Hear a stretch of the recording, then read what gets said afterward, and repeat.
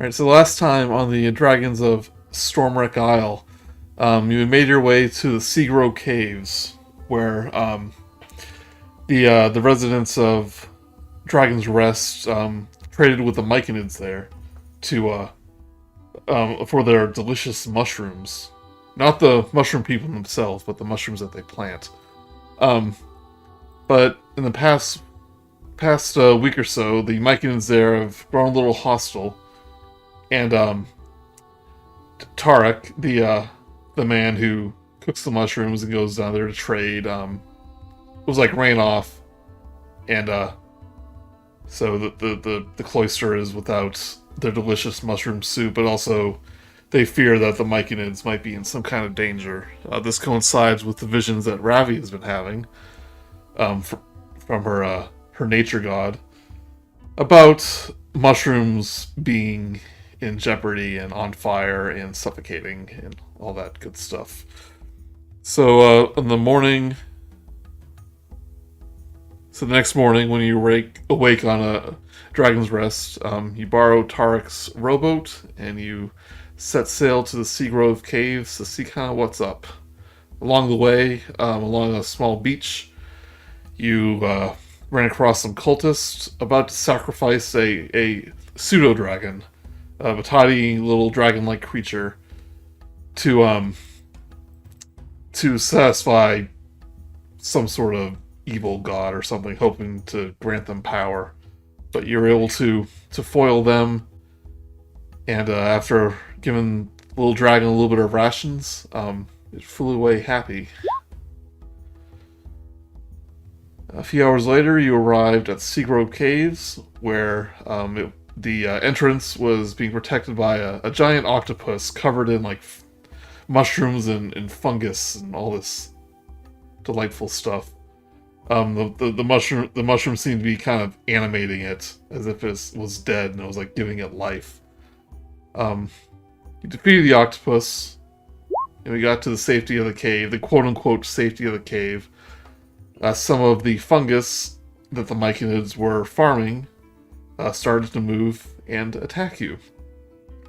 This is probably the violent fungus that Tarek was talking about. The older Myconid adults, after telepathically bonding you with spores, kind of earned their trust by defending their younger ones. And after taking you to their sovereign, you found out that something in the cave was poisoning them, and the older Myconids, and most of all the sovereign, were taking the brunt of the illness to protect the younger ones.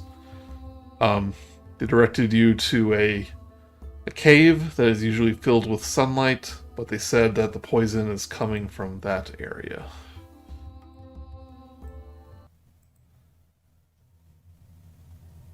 That's where we left off. The Myconid sovereign, very shriveled, dried up, looking very weak. And the suffocating scent of sulfur is all throughout this cave system the deeper you go.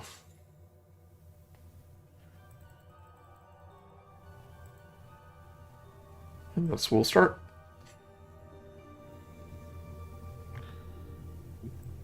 No, Lord. As we said before the break, we are more than happy to assist you in clearing this disease. Do you know if we are able to destroy the source, if the damage that's done is permanent, or can you begin to recover? I say in my head. Oh, that's good when I'm talking, yeah. They go, it's our hope that once the poison is gone, we can begin to heal. Wish I had read up on mushroom diseases. Been watching The Last of Us. That's what's happening. It's okay. I have not. Though not really. Yeah, I know. Oh yeah, I guess that could have helped. I just ended up watching the original Super Mario movie. Very similar. At least that one has more to do with mushrooms. Yeah. You learn to trust the fungus in that one. Yeah. One of them goes, that fungus sounds very wise. This king of the mushroom kingdom. It is a fable among our people. I suggest we make haste, as these poor people are not getting any better. You see one of them just cough. Bunch of little spores come out of their mouths. Oh. That one's Tiny Tim, the mushroom. Yeah. So the rest of you ready? Yep, they point to the... sorry, go ahead. No, I didn't. My bad. Go on. Okay. They point to the far side of the cave to the west and say that's where poison seems to be coming from. This area right here. You're not on. Oh, I assume you meant the part. Yeah. I didn't see the ping, but I think I can figure it out. Yeah. It's not a very big cave, they say. I don't remember if we asked already, so I'm going to ask again. And if I did, it's because I'm old and I forget. Do you have any supplies that could help us on such a quest? Perhaps masks? Any? We're very much anti-mask in this cave. Oh, okay, great. Yeah. Well, no wonder you're all sick then. You guys ready to go then? Just Yeah. Out of here. Let's go social distance. If he squares. All the Myconids are anti-vaxxers. Just basically, like, I'm seeing if they have healing potions they can give us. Yeah, it's like, well, we have very little use for potions, but I know that the man who comes from the mainland uses our mushroom to make potions. We will give you, we'll give you plenty if you're able to help us. Let's hope we can successfully rid this cave of whatever is causing it and make it back alive. One of them goes, we'll even give you the big mushroom. That can make you a special potion. Oh, it's like I look at the sovereign. Does he mean you? Oh, no. Oh. Okay. Interesting. Alright, so I recommend You are welcome to rest if you need healing, but... Let me see. I have 3/4 of my hit points because I have lost 2. 8 beams. I've never played a wizard. They're so weak. So weak. I thought we pretty much decided to do Yeah. whether to do a short rest. Well, no, because of the spores and stuff, it's pretty much it's somewhat uncomfortable to short rest. Give me a nature... Yeah, we just chugged our potions. Yeah, give me a nature check, Arnid. See. You think prolonged exposure would probably be dangerous, but you can tell they brought the Sovereign to like the most isolated part of the colony, and you think this might be a safe place to do a short rest if you need to.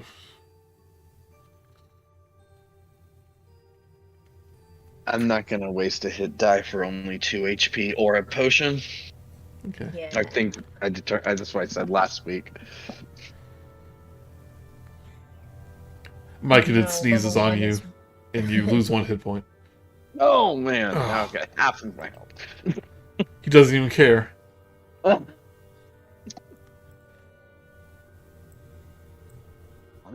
let's finish our preparations. I closed my book about mushrooms. I had one. I have one for everything. Keep it in my bottomless bag. or bag of holding. I am good to go. All of my preps are done. Okay. Yeah, I'm good. Same. Okay. We will let you know. If we make it back, you'll know we've succeeded. Ella curtsies again on her way out. I mean, like, we'll be watching. We can see. So as you look in the room, not quite entering it yet. Go ahead. Give your The air in this cave is choked with thick smoke that assaults your nostrils with a pungent odor of brimstone. Strange flickering orange light illuminate the smoke. This area is free of fungal growth. Instead, crystals grow from the rock. To your right, a large cluster of purple crystals juts from the stone. On the far wall, a glowing crystal, wedged into a fissure in the cave wall, seems to be the source of the light. Streaks of soot trace a path along the cave walls between the purple crystal and the fissure.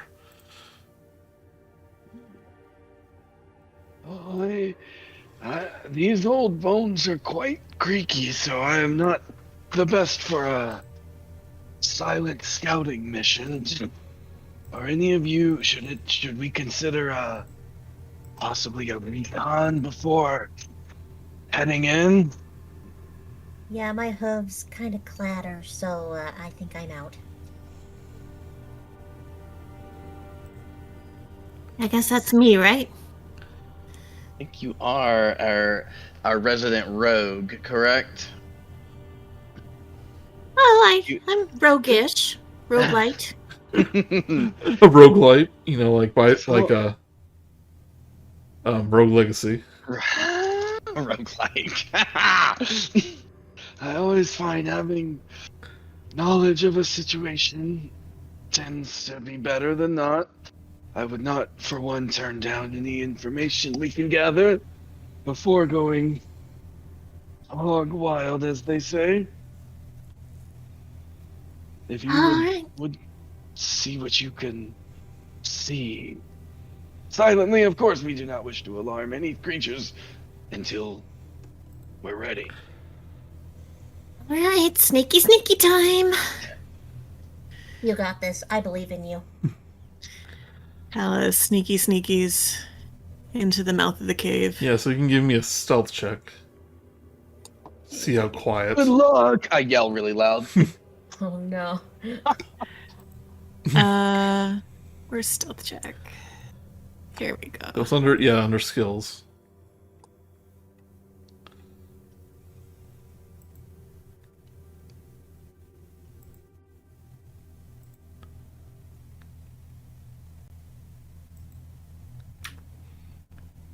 Did it roll?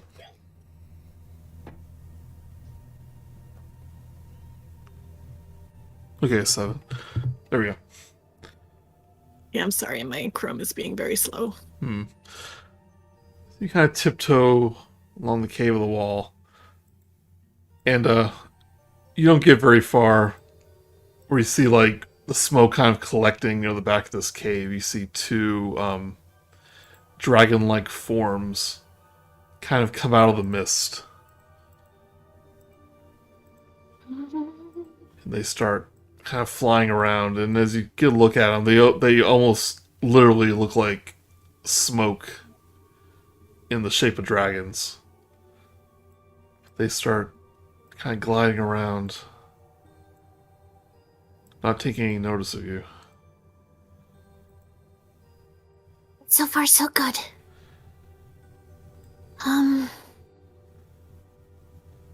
So there's a few options as a rogue. You can take the hide action, since you are kind of hiding behind a wall here. And that will make you basically invisible to anyone that may look in that direction. You're far enough away, and there's enough on crop of rock where they won't see you, and that will give you advantage if you do an attack like a bow attack. Give you sneak attack damage when you do so. Quick question. But then, okay, but then they'll see you and combat will start. Yeah, I don't know if I want to sneak attack anybody right now. Or you can just stay hidden, and then when combat starts, then you'll get a little bit of advantage. But those are some rogue things you can do right now. I'm not sure what to do. You can ask your allies for advice. Can we still talk telepathically, or was that just in the room? Oh, that is true. Yeah, you can speak in your Ooh. minds. Yep. I was about to suggest you can also sneak back and give us your findings, but heck yeah, we think them our direction. Think really hard. There's smoke dragons! Joey, do I know anything about smoke dragons in my readings? Give me either history or nature. Awesome. Good rolls tonight. 8. No, you don't. You would know, like, if it looks like smoke, it might be some kind of elemental, but you've never known them to take the shape of dragons. Interesting. Okay. I'm not much help here, but so I would say I would think to you. Gosh. I mean, honestly, doesn't seem like too big of a threat. Too many things happening here, so I would say we could clear these bad boys out as quick as possible and take a closer look at what else is around. We are on this timetable after all. Yeah. So I think getting that information, knowing that there's only 2 in there, I say that we now send our big boy in to get this going. I'll be right behind you. Feel free to join me. On our way. In Calla, like, definitely as you get further in this cave, like, the smell of brimstone and sulfur is just getting almost to the point where, like, it's almost unbearable. We better hurry. She's gonna sneeze soon. Yeah. Yeah, like you have a little tickle in your nose. No? Alright. No? I'll start moving forward. Just let me know how far I can go before I'm spotted. Basically, the entrance of the, like, right here in the entrance of the cave is when they'll get a good glimpse of you right there. Stand back. They'll, Good work. Thank you. yep. Once you enter the cave, it's almost like there's a difference in the, like, air pressure or something as you step in. The sulfur smoke is disturbed, and as if it was a part of them, they all kind of slither in the air. Imagine, like, long snake-like dragons. They kind of slither, they fly in the air, and they turn to you. And we'll have initiative. And obviously, Calla. None of us used hide except for Calla, so she'll still be able to. Yeah, Calla is hidden. Literally take advantage of Yep. that. Okay. Perfect. And do rogues get sneak attack at level 1, or is that a level 2 thing? Oh, they get it level 1. Yep. Wow. It's like only like a D4 or something, but it's still good. That'll be nice. Yep. Oh, I didn't do it right again. Don't worry. That's fine. What did you- Story of my life. Roll This is like the 19. first time in years I've got it right. Yeah, I'm always scared, so I just always have my person selected. Yeah, it's not bad, yeah. But then, having the things pop up takes away, it takes away some of your screen real estate. Did you say that there were crystals growing that had a growing that had a glow? Yeah, these purple crystals Okay. are glowing, and I believe, like, it's where the sulfur's kind of the strongest. And there's I don't really know why it's not on the map, but there's a large orange crystal embedded in the wall on the far side Okay. over here. Okay. Yeah, so I bet it's not on the map because it's on the DM layer because it's a big boss that's gonna come out later. maybe, I don't know. We have these smoke dragons kind of turn and they open up their mouths and just misty sulfur comes out of their mouths. We'll get some fun battle music.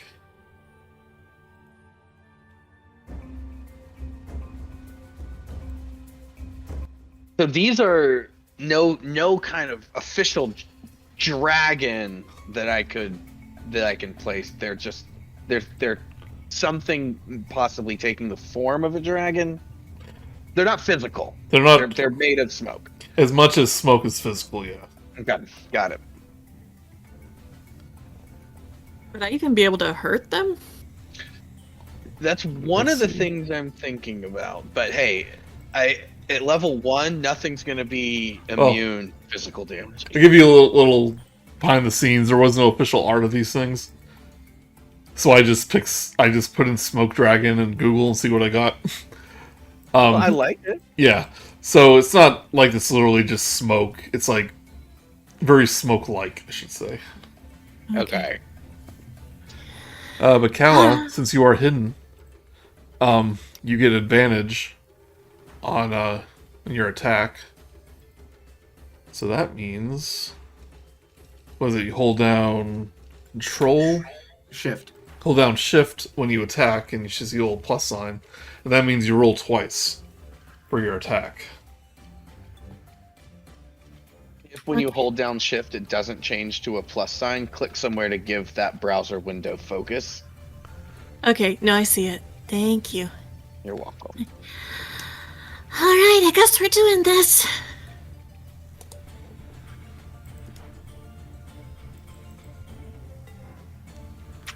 Ooh. I worked off those croissants. Yeah, wiped them off. Oh, that's a That's funny. critical hit. Oh yes! So, hit the attack, and then we'll do your sneak attack damage.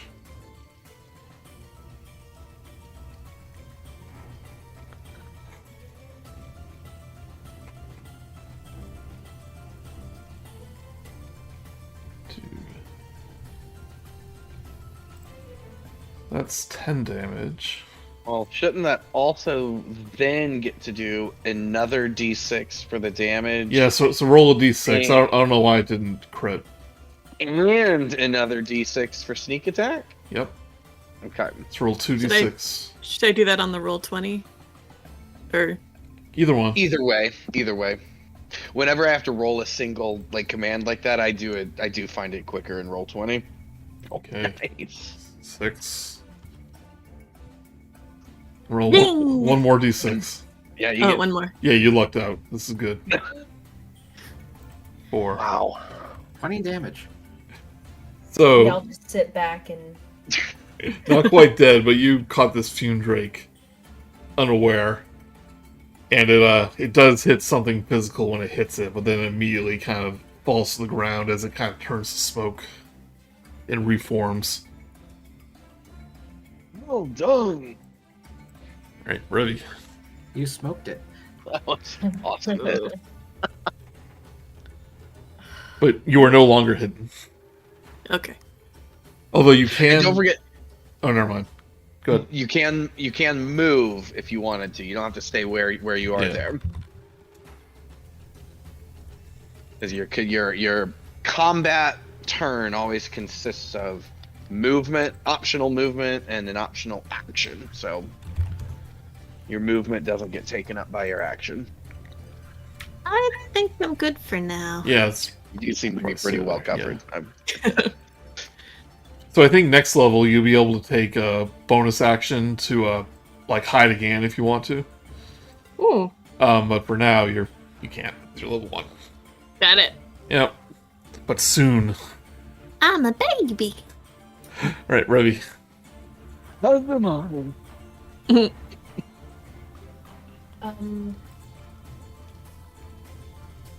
I don't know if I want to do this. I kind of want to cast Gust. since they're elementals and there's all that air, maybe it'll clear up the way for us a little bit. Ooh. I That's don't a hate nice that idea. All right, let's do that. I'll aim it at the front one. Okay. Any second now. Is it the dice that are rolling really slow? Yeah. Yeah, you can turn that off in Beyond 20. Okay. Like high dice rolls or something like that. I'm not quite sure where it is.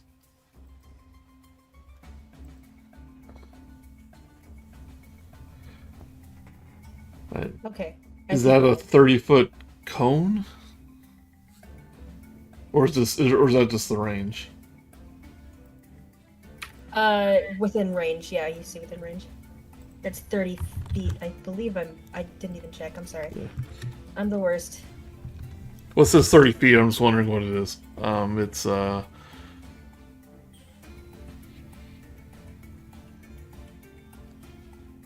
okay, so it's not quite an attack, but it No, is. I just want to kind of clear the air a bit. Yeah. See if it does anything to it. DC not very strong. We're level 1, Joey. We know. Yeah.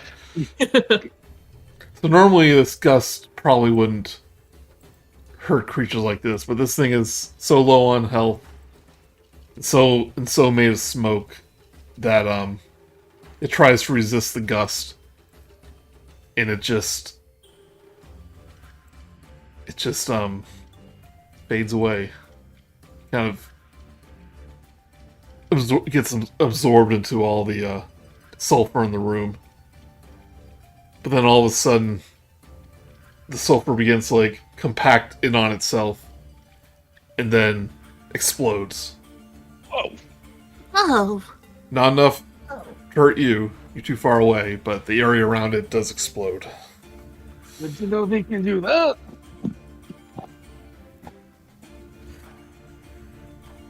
Alright. You want to stay where you are?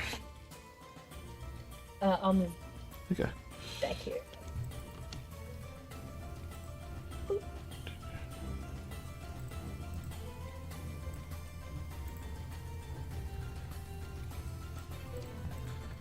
Alright, the remaining smoke drake kind of flies up to you, Arnid. And will kind of breathe in, sulfur will go into its mouth. And then he'll breathe it out in front of him. It. So your 15-foot cone. That's gonna hit Arnid and Callie.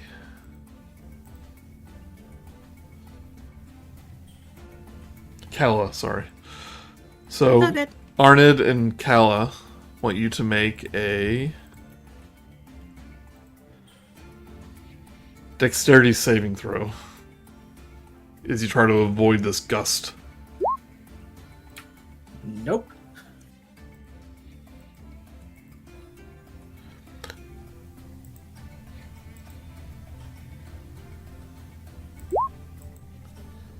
Save. Ooh, unfortunate. Very unfortunate. D8.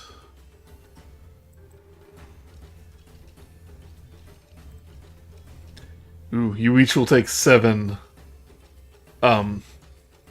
What's this fire damage? That doesn't make much sense. The way I described it. But you'll take 7 damage. As this, Oh, okay, so yeah, so it breathes the sulfur and it ignites on fire as it goes out. So 7 fire damage. Oof.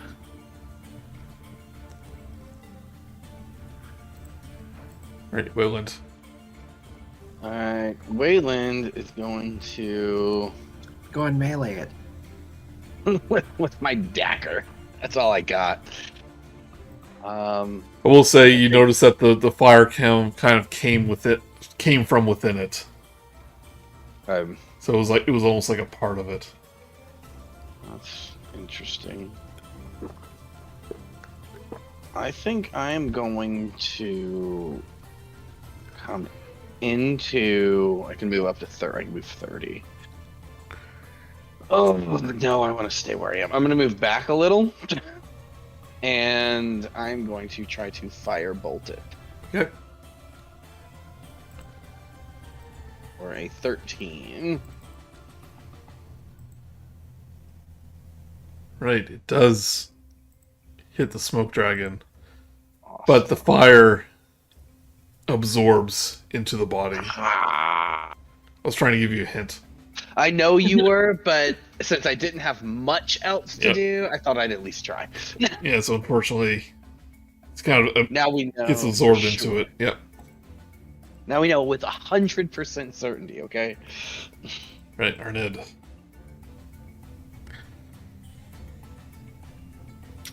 Okay.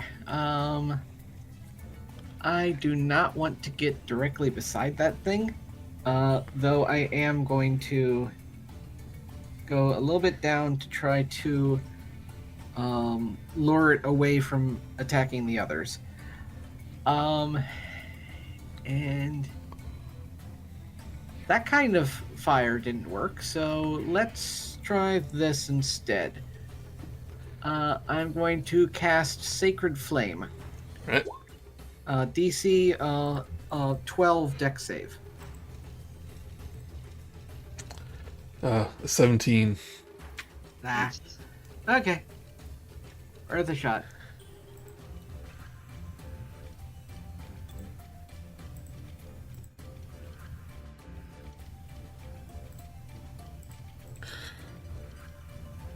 He's gonna fly in the air towards you, Arnid. Try to I take thought a. that was for the other dragon. I'm sorry. You have No, two if- dragons on the turn order. We have 2 dragons. That's the right one. That one's dead. So I'll take it off. Yeah. Good eye. But this one will fly up to Arnid. Sometimes I leave them on, sometimes I don't. There's a lot of enemies, and I usually take them off, so it's confusing.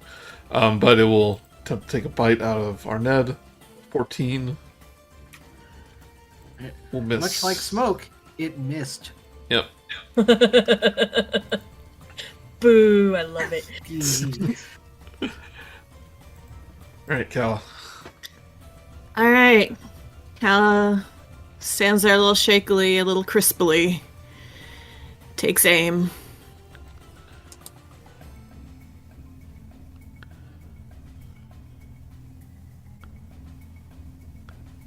Another crit. Jeez. Wonderful. Chef kiss. Mwah. Hey, and Arnid's within 5 feet of it, right? Yep, so she gets sneak attack. Bada bing, bada boom. Pew. Alright, so roll 2 more d6. Oh. Since you did crit. I'm not sure why it's not doing it automatically. Maybe it's a setting somewhere. If you're rolling it from D&D Beyond, it might not know how to do so automatically. But if you click the button for short bow underneath the critical, it might do it automatically. Okay. Oh. I don't know though. Let's see. Didn't do it. Okay. I'm not a player And then- enough to know this stuff. Alright, it's still somehow has a form, but just barely. Just gonna limp backwards a little bit.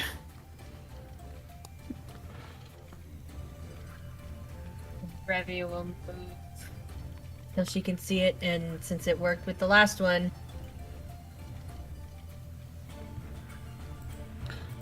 dust it up. Okay. Strength. It somehow manages to keep its form despite the wind. I fucked in your general direction. Almost as if it had grown stronger in some way, possibly by some outside fire.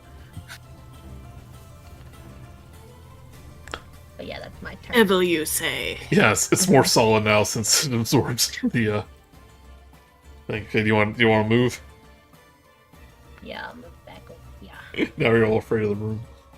Mhm. Right, Weylund, this thing doesn't have much health. Alright. I am going to do something interesting. Hold on, 20 feet. I'm going to You sure you can? I'm gonna throw a dagger. I'm gonna throw my dagger at him. I'm gonna be like, well, if fire can't do it, perhaps steel. And I have to move though, so I don't have to get disadvantage.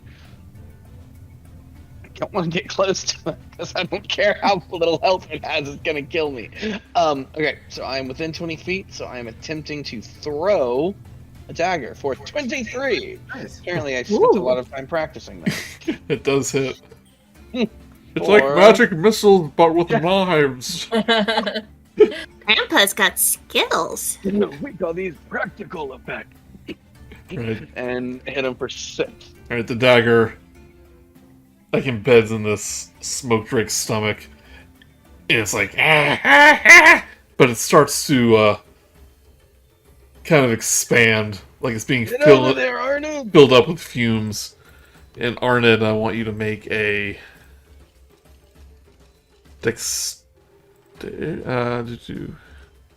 Constitution saving throw as this drake just explodes.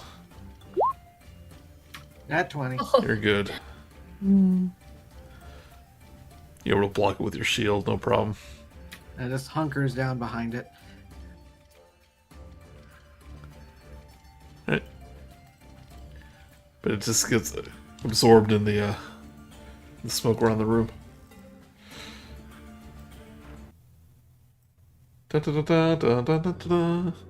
Yay! Hooray. I can't imagine those were what's causing such an affliction. Probably a byproduct.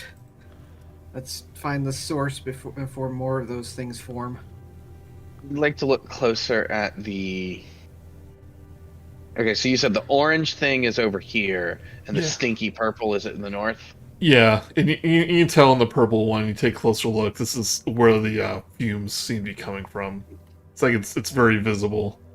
Okay, And like a cartoon has stink lines Yep, coming. stank lines, yeah. yeah. Oh, I get my dagger if I can. Do Yeah. I get it? Yep, no problem. Yes, perfect. Mhm. Okay. But Let's explode it across and stuck into Arnid. Pull it out of Arnid's leg. Thank you. Okay. So yeah, I'm gonna look at the purple. I don't want to do anything to it, but that's. Is there any other information if I look closer at it other than this is clearly the source of the stench? yeah, it's like this is where the sulfur is coming from. Okay.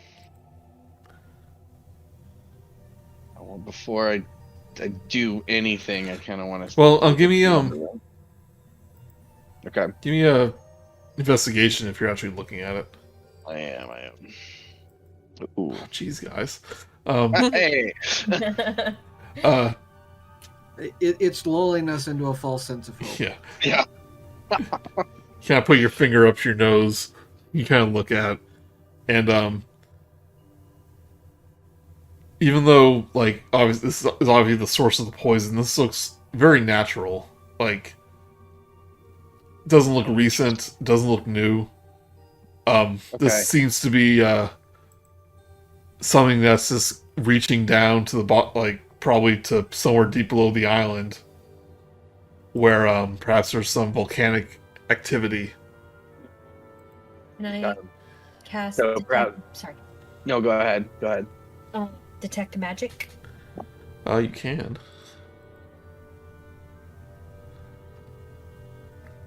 Here we go.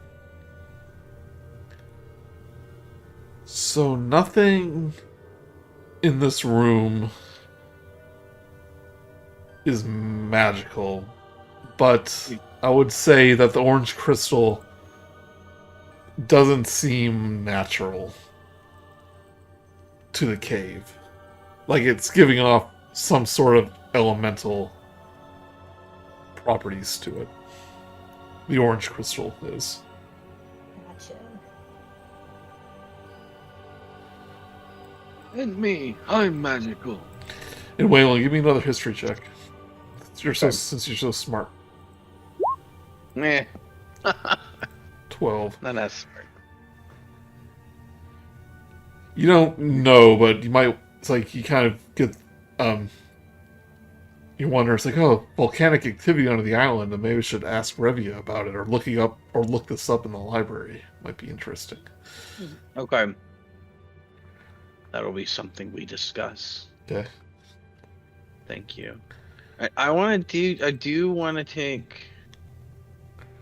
Well, I don't want to do anything else yet. So, I say. Also, do people want to heal? You are low in health. Yes, please. How would I do that? Well, you either drink a potion, or one of the characters will need to use a spell to heal you. And I can heal one person. Who needs it the most? Heal Calla. I'll limps over, crunches over, a little smoky. Hi. Thanks, Arnid. I got burned. I hope you feel better.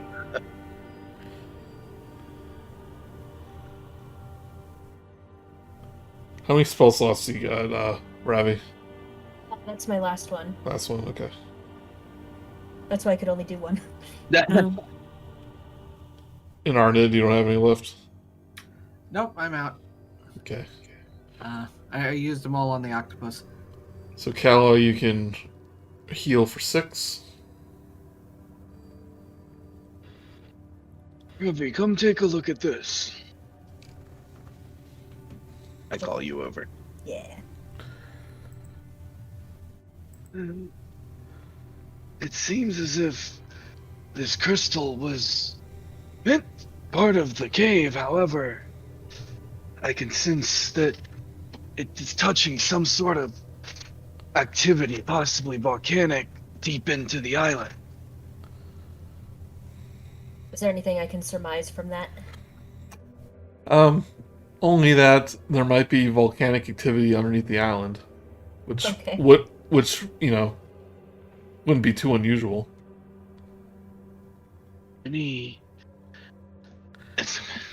But obviously, this is something that's not new. Yeah. So there's something interfering with how this cave system works.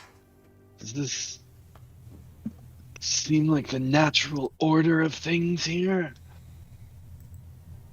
Not sure. Would Revi know? I mean, yeah, it seems normal. Interesting. Good to know. Good to know. Good to know. There's normally stank crystals. Okay, I want to take a look at old orange boy on the other side. Yeah, it'll be around here. Revi will follow you. You've got your magic on, and this is the one that was giving off some heat, right? Yeah. In terms of magic. On the far wall, a glowing orange crystal wedged into a fissure in the cave. The cave wall seems to be the source of the light, so it's like a light source. Okay. I'm gonna follow just to make sure they're safe. Does the purple crystal look valuable? Thank you. So long as you don't have any sense of smell. That's fair. Like, the orange crystal seems to be like formed from the sulfur, just kind of natural reaction thing. It may be worth a little bit at a gift shop, but it doesn't seem valuable in any other way. Okay. Wander over. Doot, doot, doot. Right, Weylund, Okay, are so you this- looking at the orange one? I am.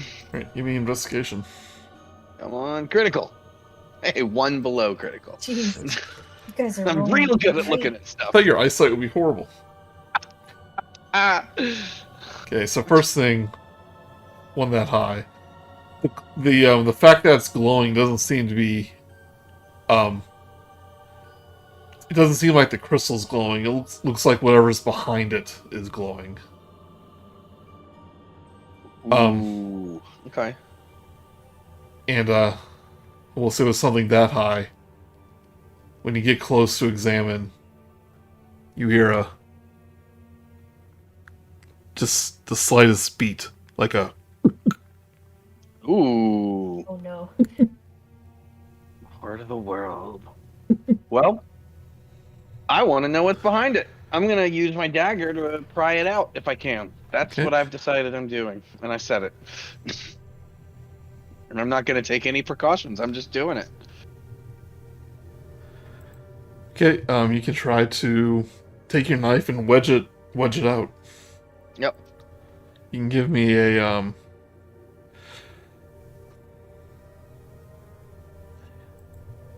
Well, you can tell right away that this thing almost impossibly seems to be part of the wall.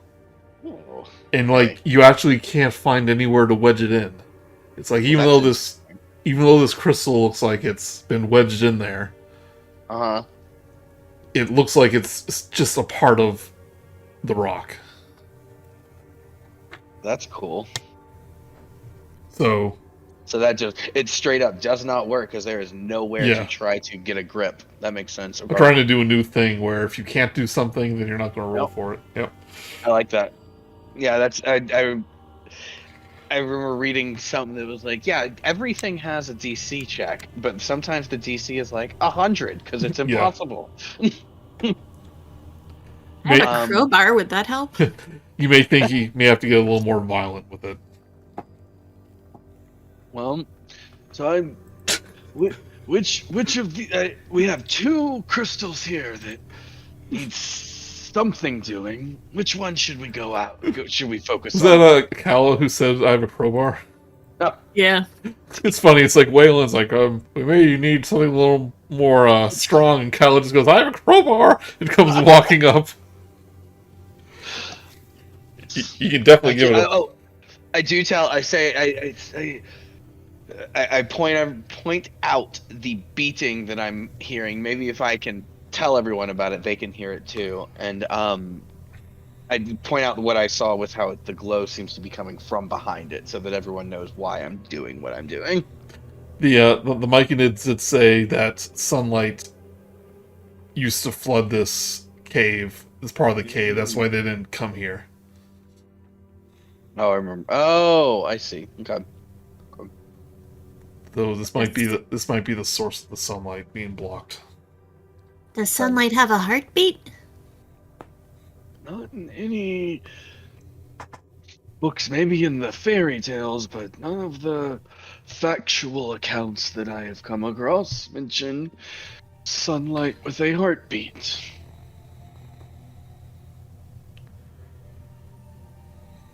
Yeah, Calla, you want to take a whack at this? Maybe literally. Guess we're doing this, huh? Hey, I am not forcing anyone to remove this if they don't want to, or try to if they don't want to. Let the record show. I just want to move it, and I'm too weak. It's just sad. I'll give it a try. And I break out the crowbar. It's gonna be the first time ever I've DM'd D&D or played D&D where someone just took out a crowbar. I have that in my gear. Yeah, I'm just saying, it's like I no would one's like used to it use the before. help action to give her advantage. Sure.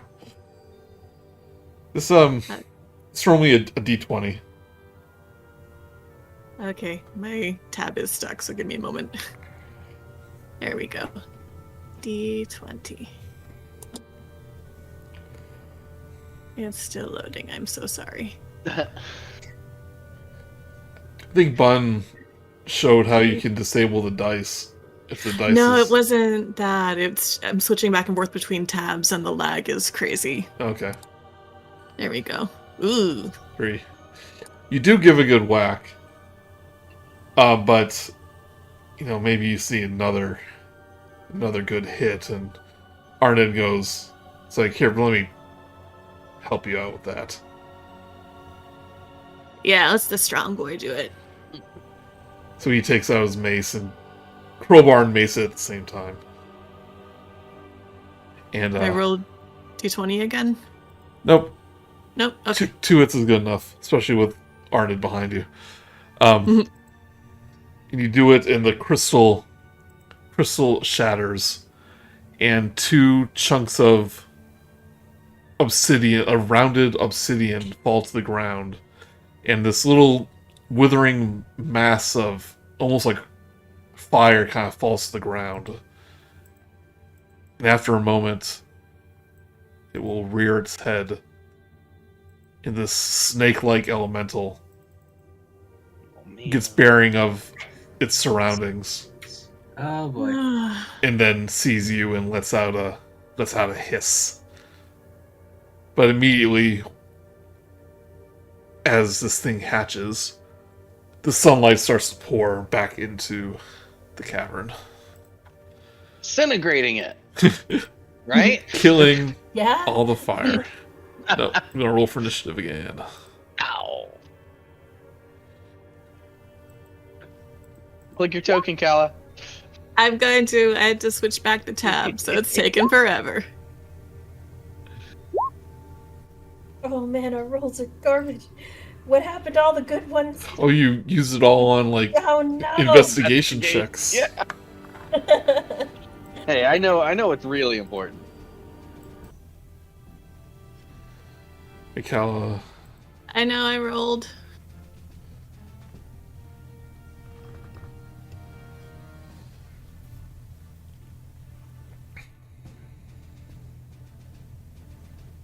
Just waiting for it to show up. What do you roll Yeah. to the show? 8. 8, okay. There it goes. Nice, okay. Alright. This thing's gonna go first. Yeah, that's fun. See if I have a big picture of it. Let me show you.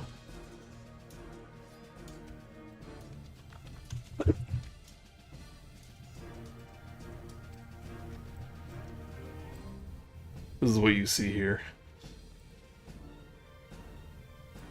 It's a snake with, like, withering tentacles and fiery belly that keeps pulsing. I have a feeling my firebolt's going to be very effective. And this thing just emanates heat, as even, like, you can tell, even though it's a little far from you. Like, it's surrounding area around it is very hot. But it's gonna, the first thing it sees will be Calla. Boy. We'll take a bite out of you. Does a 14 hit? My AC is 14. 14, so it does hit. Ooh.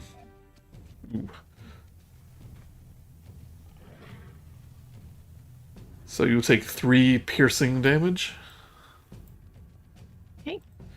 Then as the fangs bite into your skin, like, your skin begins to burn and heat up, and you'll take an additional 2 fire. No. As it bites you, Callie, its tail will swipe to Arnid. Multi-attacks. Multi-attacks. Ooh, 22 will hit. Oh no. Take 2 bludgeoning. And 3 fire damage. I'm down.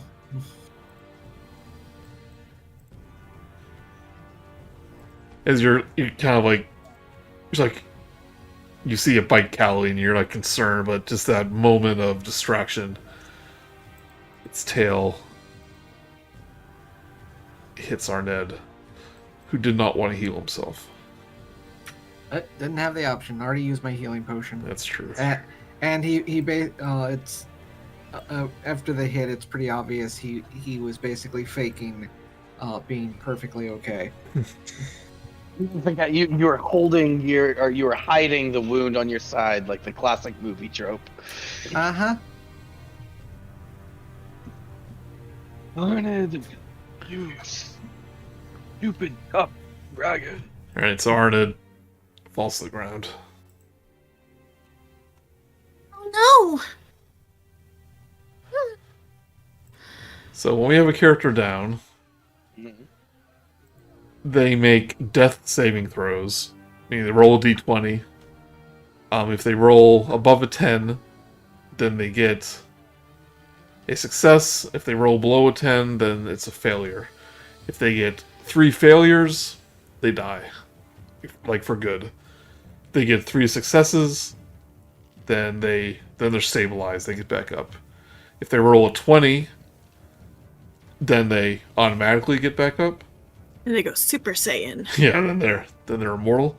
But if they roll a 1, that means they get 2 failures. So, you can stabilize someone, meaning getting them out of death throes by performing a medicine check, or by, if you have a medicine kit. I think can do that automatically. Or if you heal them in any way, give them a potion, use a healing spell, then they're automatically stabilized and they regain those hit points. Okay, I think I have a healing potion, but I think that's because I didn't remove it from my inventory when I used it at the end of last game. Okay. Yeah, if you think you used it, then... Yeah, because I do remember rolling it for you. Yeah. Okay, so don't have that anymore. There's not much I can do, but... And I take my short sword and go...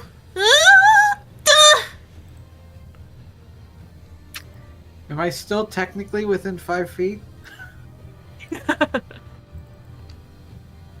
You're within 5 feet. It's rolling, I'm sorry. No, it adds anticipation. There we go. Okay, that will hit. And unfortunately, you don't get a sneak attack since the ally near you is passed out, so it doesn't count as an ally. I don't distract you with my corpse? Yeah. Though 9 damage is pretty good. Yeah, that's still pretty nice. Unfortunately, I'm gonna... Oh, go ahead. Unfortunately...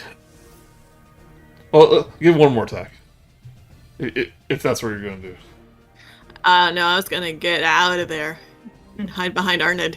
You won't want to do that. That's it'll have an opportunity attack. Okay. Yeah, that's an opportunity attack.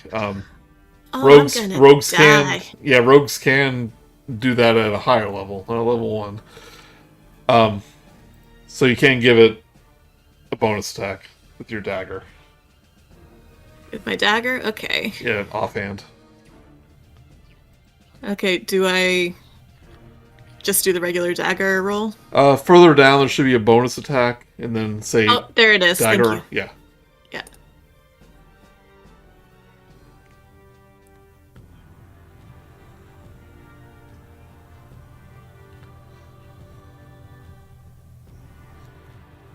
An 8 will miss.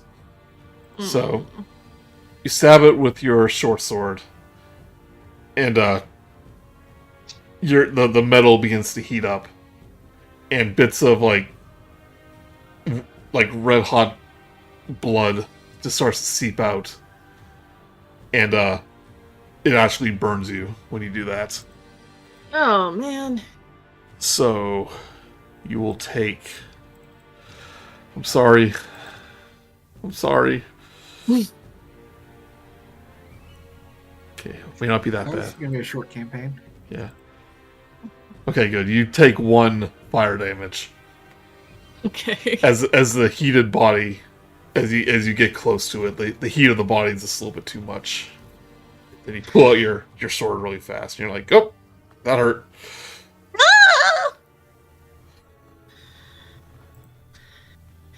You guys do ice, right? I can try. No comment.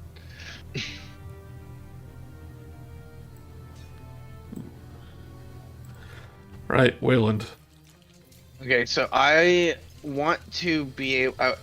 I want to get next to Arnid, but I don't want to get in range of this thing. So I'm hoping that I can move to where Revi is, and then just straight south down to here. But I don't know how much of the square the rocks take up. It's fine. And- You can squeeze through. Okay. We'll say, Calla, when you did hit it, its skin seemed very resistant to your weapon. And I would like. and in game terms, that means it only took half damage from your attack. Oh. I would like to use my potion of healing on Arnid Okay. as my action. We allow that, right? Yes. Pouring. Okay. All right, that is what I'm doing. Oh. Pretty bad roll. All right, Arnid gets 6 hit points. There's actually a home rule that XP to level 3 does. If you use an action to use a healing potion, you get the maximum of the healing potion. Oh. If you use a bonus action, you just roll for it. And I think that might be fun to try during combat here. Well, I'm down for it. So that would be 10 hit points because it's 2d4 plus 2 if we're Okay. going to go that route. I just want to try it. Do it. I never really liked healing potion rules. It doesn't make sense that they are random. I get the I get the random. Well, but they're, I guess, they're all handmade by someone, so. I mean, it's not like you get one Twix tastes better than another Twix. They all taste like Twix. Unless you're left or right. But there's that one really special Twix. They don't exist! Those are the ones you put in the freezer first. Oh, I love freezer Twixes. Oh, yeah. Alright, so Arnid, you are Okay. stabilized, and since you use an action, you get maximum healing. Yay. I'm gonna go use the rest of my 10 feet to run away a little further. Okay. I'm very breakable. I'm sorry. I'm very old. Right, Revi. Revi's gonna rev up and Oh, is that our tagline? yeah. Catchphrase? I'm ready to rev up. Come rev it up. I'm revving. Revin time. You take your staff, you do your frost blast, this wave of cold actually hits this fire snake. He fails his constitution saving throw. And he will take double the damage. Woohoo.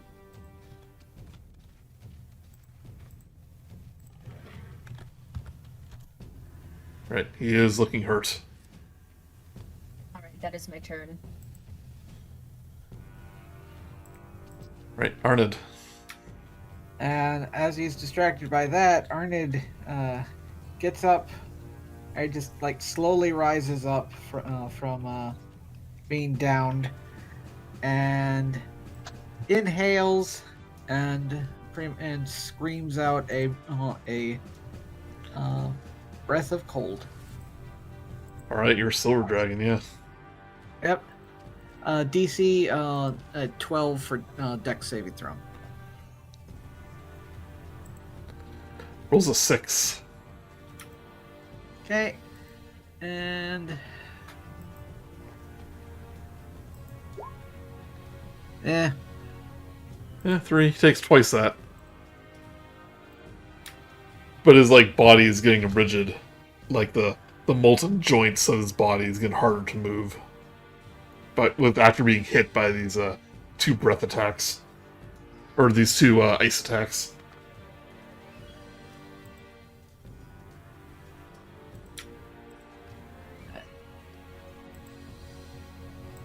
Is that your turn? Yep.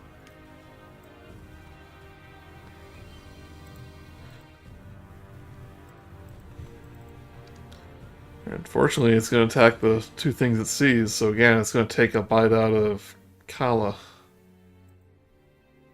A 6 will miss. Then it'll swipe its tail at Arnid. An 11 will miss. You two are good. It's just, he's just slowed down now that he's being, like chilled. It's kind of hard for him to move. Chill out. Alright. Although his body is still heated, so Calla, you have to watch out if you're gonna attack him again. Yeah, is it possible for me to move away and then attack, or is that still open myself up to... It'll have the opportunity to attack you. Yeah, until second level, you can choose one or the other. You can use an action called Disengage, where you can basically move away from it, but it uses up your action, so you wouldn't be able to attack. Yeah, so you can disengage right now with an action, like Bun said. And you can just move out of the way without the attack of opportunity, but you won't be able to attack. Okay, I would like to do that. I would like to nope out of there. Yes, pretty good idea. Gonna hide over here. Also gives you the ability to go back to your bow as well. Next Yep. round. Yep. Right. Weylund. Right. Weylund is going to... I haven't seen anyone attack it with fire yet, right? Nope. Oh no. It's a dumb idea. Hey, my dagger worked really well last time against creatures in this cave. I'm gonna try that same thing. I'm gonna try to dagger it because I have very... You know what? No. Magic missile. We are magic missiling it. Boom. Probably a good idea. It's happening. If a knife can hurt it, then maybe magic knives can. 2, 4, and 2. How do you kill this? How do you kill the fire snake? So so magic missile just kind of goes. 2 of them just go right in his chest, just doop doop, and then 1 goes down his mouth and then out his chest, bursting him. Trying to figure out how that would happen, but sure. Hey, you asked me. Yeah. They're like in Half-Life 2, those little syringe things that shoot at things and then explode. They just go thunk, thunk, thunk, and then you hear a humming noise get higher, and then boom. Yeah, do I not control each missile as it flies individually? I'm sure I do. You can control where it hits. Oh, you're saying it goes like in his mouth and then down, and just cutscene. Yeah, it goes up and then down. Yeah, the snake just kind of melts into a little pool of lava.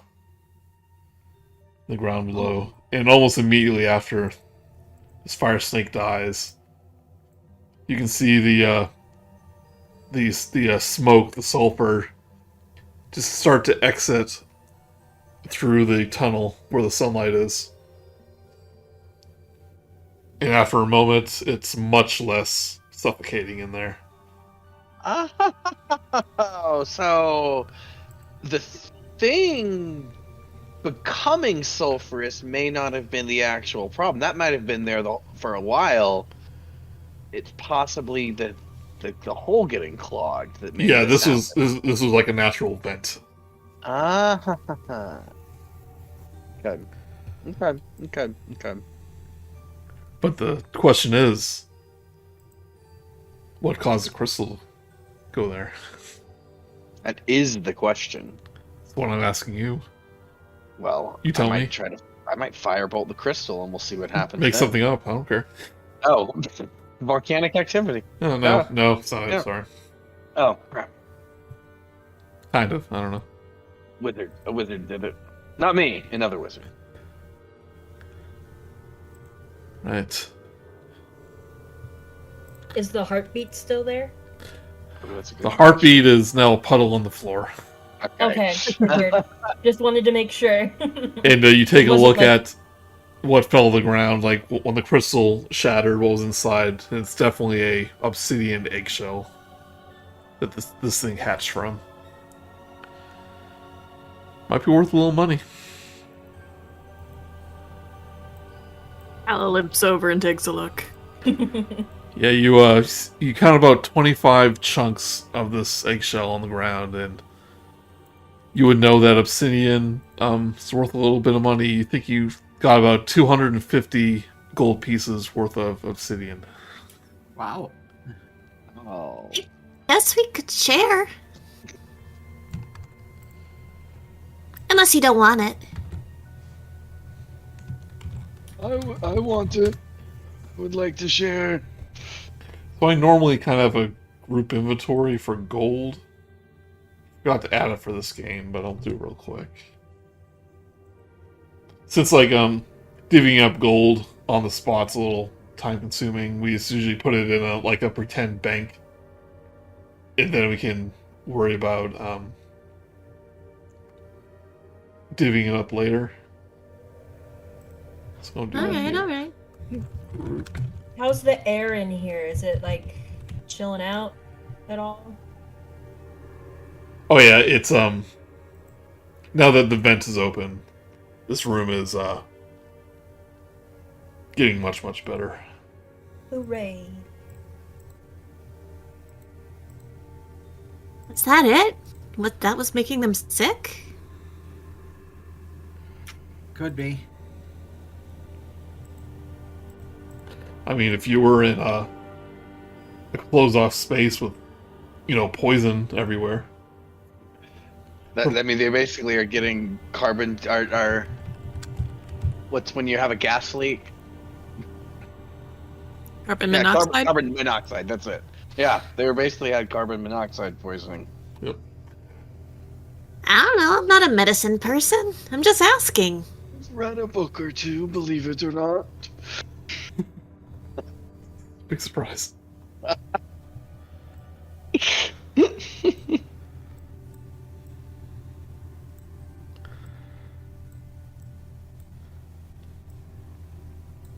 Alright, you guys will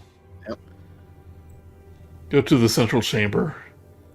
And the little Myconid seem much more kind of active. And you hear in your mind saying, the air doesn't hurt us anymore. It's less stinky. It doesn't smell like farts. It's what like one little baby says, yeah, it doesn't smell like farts.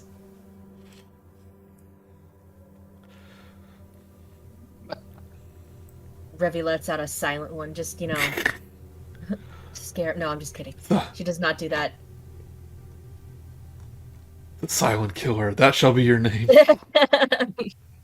Silent but deadly.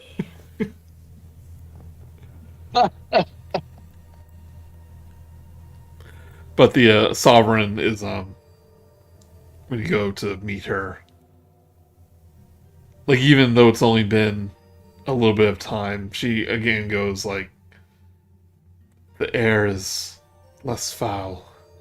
I can feel my strength returning.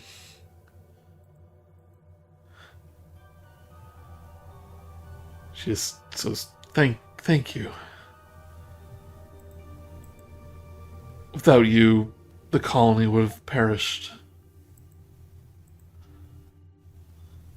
Calla awkwardly curtsies again. So you said something about lots of healing mushrooms you were going to give us? Oh, yes, of course. Thank you. Least we can do. I understand that Tarek also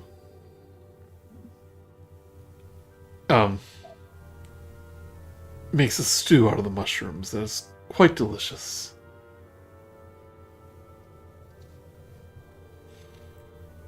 We personally don't eat stew, but we barely understand the concept. We're just mushrooms. But some of the you'll kind of head back to the main room where the little ones were harvesting the fungi. and they'll pick out like the special red ones that are used for healing potions. And Or making you grow twice in size. and they'll head you to the secondary garden down here, and you see a mushroom the size of a dinner table. And they'll actually cut off a section of it for you, almost like a pizza slice. And they go, "Don't worry, it'll grow back." And they'll hand it to you, saying, "He'll be able to make a special potion with this. It has special healing property, even more healing properties than the little ones." But they invite you, now that the air is becoming less foul, to take a short rest. Yes. Yes, please. Have we taken a short rest in this game yet? I think we did. No. Oh, it was offered. No, just a long one. Oh, yeah. Okay. So, you want to go into my own sheet so I get this right. The short rest button is at the very top. Yeah. So you hit short rest, and you use your hit dice to regain health. It's it differs for each class. I'm looking at one of my characters. It's a D10. And after that, you want to hit the roll hit die button. No, sorry, you want to hit the little math formula with the heart underneath it. So in my case, it says 2d10 on it. And you press that, it'll automatically roll your health and add it to your total. Then you'll hit take short rest. You double click short rest because it requires you to confirm it. Yeah, you can confirm it. But if that doesn't work, you can just roll the hit dice manually and then add it to your total. So taking a short rest will reset some of your abilities. You may not have a lot at level 1, but it'll reset some of your abilities, really regain hit dice. May give you a spell slot back or two, depending on your class. During a short rest? Yep, short rest. Warlocks get it. Oh, yeah. Okay. I think wizards do too. I think they get something back during a short rest. Once per day. Oh. Huh. Like, Yeah. Yep. Arcane recovery is what it's called. I plopped it in there. Yep. Yeah, I don't know if that's if I get that because is that just something you get from being a wizard? Yeah, it's just a wizard thing. Yeah, because I used to play wizard, and I remembered on Gotcha. a short rest you regain like up to your wizard level. That's awesome. Thank you spells. for Yep. pointing that out. Then I will take a short rest. I wasn't going to, but I will. All right.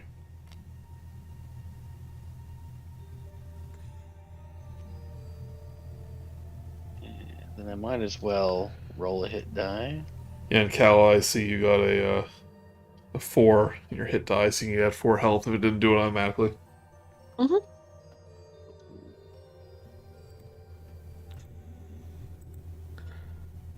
But you spent some time there. Not just the hour it takes to recover, but to make sure that the myconids are recovering okay. And just after a matter of hours, the colony seems much more healthy. The smell of sulfur is much less, and you think that after a day or so, it'll be completely back to normal. You have a backpack full of mushrooms. They give you the thanks.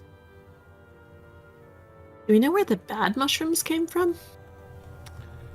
The Sovereign says that they must have been a byproduct of the poison. Okay. But she does say there was something unnatural about them. The sulfur themselves wouldn't have cause them to animate like that. She finds it a little concerning that some sort of elemental egg formed in their cave without their knowledge. And perhaps it was a combination of the two. Please tell Mr. Tarek that we meant no harm. The octopus was merely so people wouldn't get hurt. It's meant to scare them away.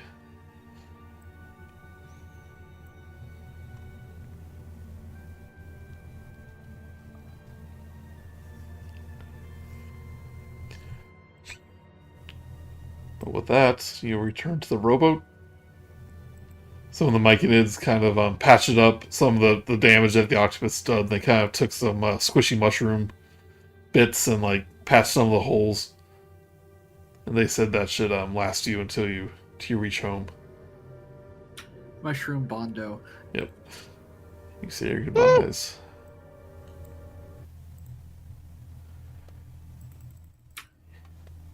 And you begin the row back to Dragon's Rest. Oh boy. You're a favorite. I already did this once today. You think if you row fast enough, though, you make it just in time for supper. Up jump! Strangely enough, I will not be in the mood for mushrooms.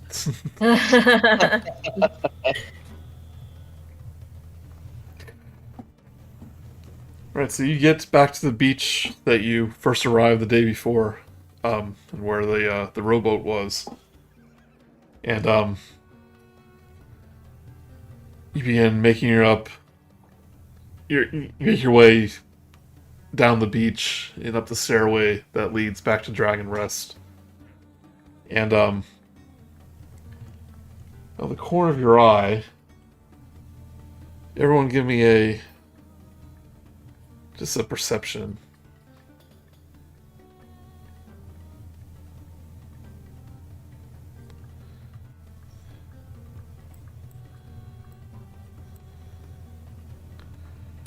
Wait for it.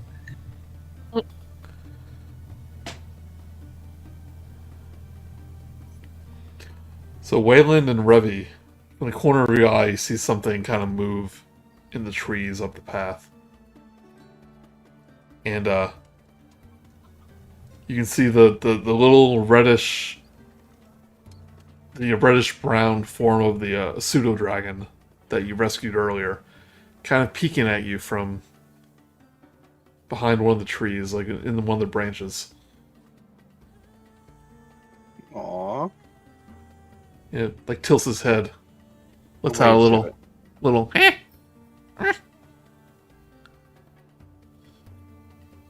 And again, it's looking at you very curiously. Does it like it when I wave to it? You wave to it, and it lifts one of its little clawed hands and shakes it really fast. Yeah. Mm. You. Kind of take a look at each of you, and take a look at you, Revi, and go. Hmm. And then you feel a sense that, in your mind, you feel a sense that a sense of hunger. Tell me, Rumples. Yeah, little rubbly tumbly. Also, around this time, the psychic connection is starting to wear down. Mm.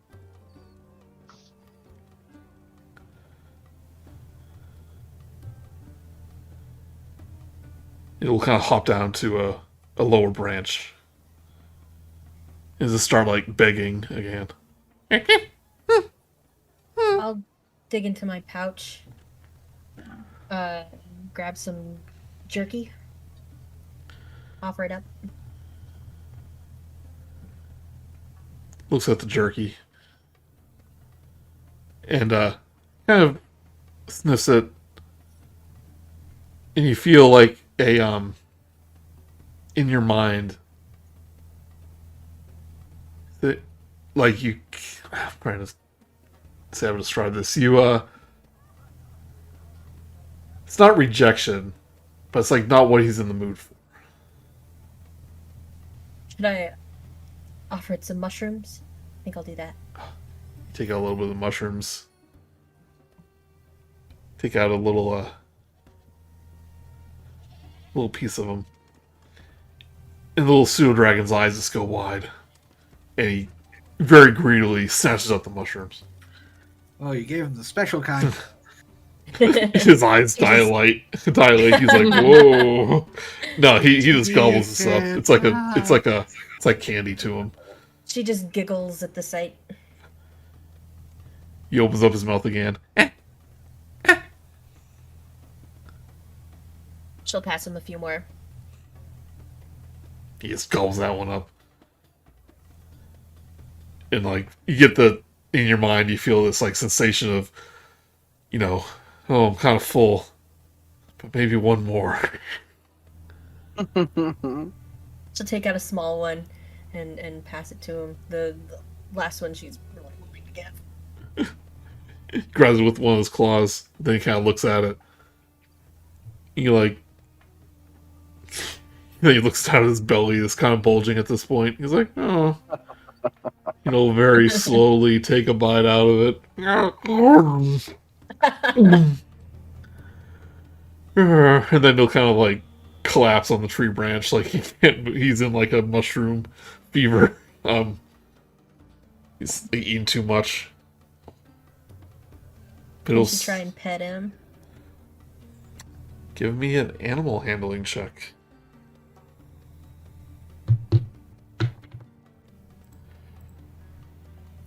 Alright, 22, that's pretty good. You, well, like, what do you do? Just tentatively reach out her hand like you would a cat or a dog for them to sniff.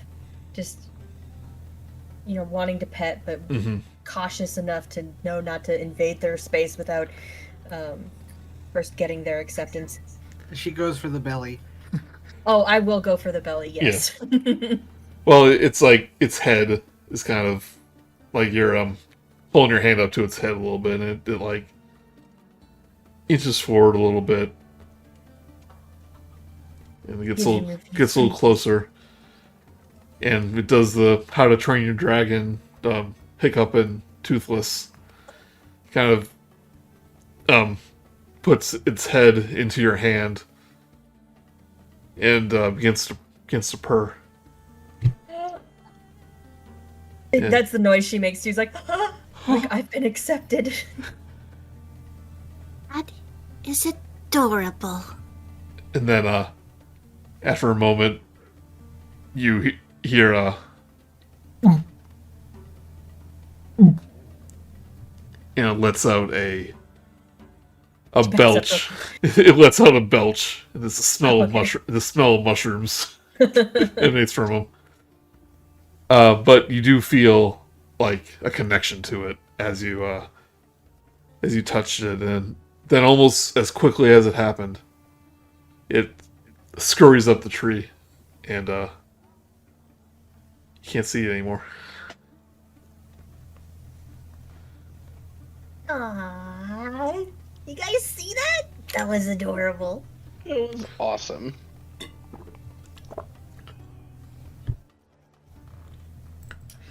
You have been blessed. You have been chosen. The chosen one. It's like when a cat ends up licking your finger or something. Yeah. When you're petting a dog and they just lean their head into your hand. Yeah. Oh. So one of the kobolds kind of spots you walking up the stairs, and they excitedly go like, "They're back! They're back!" And it kind of causes a lot of excitement around Dragon's Rest. Mushrooms. Mushrooms! Badger. And there's Tarek. Comes walking down, He's like, oh, I recognize that smell. It's like, found the mushrooms, didn't ya? We did. We can explain about the boat. What happened to the boat? I mean, you got here. It must be okay, right? It's fine? It's tentacool. Is it all thing to say?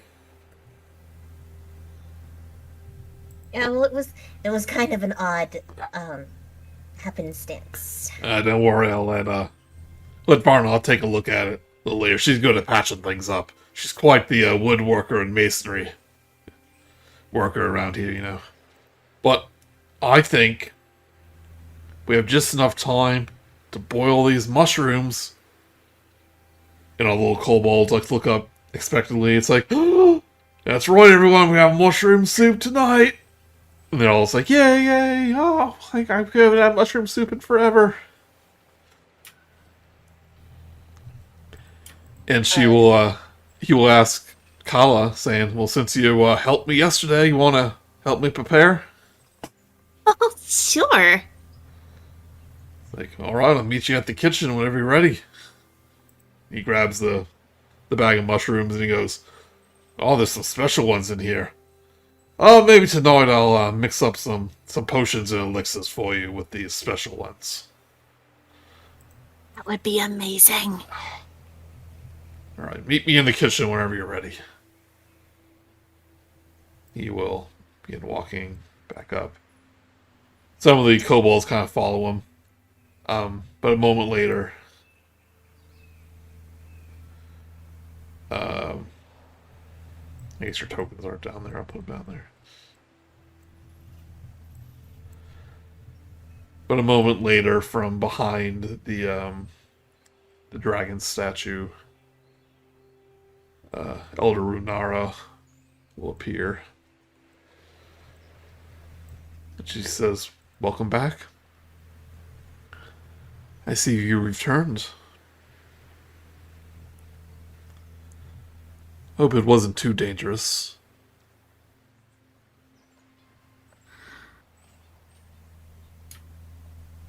More than expected. Oh, you look like someone who has taken a beating. And and she kind of looks down at Calla and looks at your burnt hand, and she goes, "Oh, my dear, you burned." You said there were two types of dragons, metallic and the other kind? Metallic and chromatic, yes. Where does fire come into that? Well, fire is chromatic red dragons breathe fire. No, she means fire.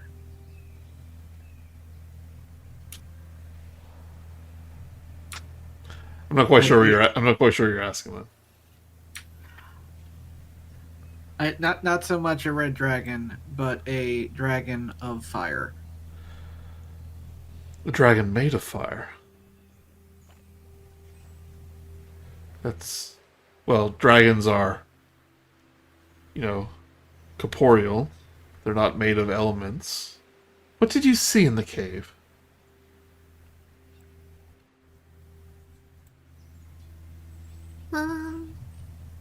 You want to take this one, Weylund? Yes. So, are we talking about the actual dragons, the worm, the smoke dragons, or the crystal, or all of it? They asked, what did we see in there? Okay. Many things that I was able to look quite closely and effectively at. I want to tell her everything. Not hold anything back. I want to talk about how the crystal is pulling from the center of the island. Talk about the smoke dragons and how we burst an egg of that fire guy. Okay. Yeah, I'm not gonna role play at all, but I want to give it everything. Yeah, I don't know. I'm I not wanted holding back to anything. I wanted to RP Oh, every no. it will be a while. 3 hours later. Yeah. Uh, here I have some notes here. Actually, since it probably does take so long, Arnid's actually going to wander away to repair the boat. Yeah. Yeah, so around this time, Farnoth will come down and she'll say, hey, big guy. Come help me, repair the boat, will you? I have something I want to show you. And then we saw a yellow crystal. Oh, yellow. Very interesting. That's where we are in the story. So you and Farnoth will walk down to where the boat is. Okay, but first, says, well, it's not surprising that the volcanic activity under the island, this island was actually formed around the corpse of a very powerful red dragon named Saruth. They say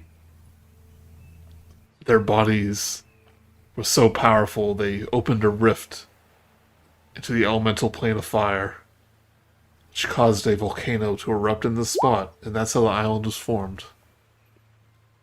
You know, some say that his body is still alive, somehow, underneath the islands. But I personally think that's just a bit of a old myth. But his magic does reside underneath the island, and that would explain the lava. Are there any other examples of his magic showing itself on the surface that you know of? She'll also say that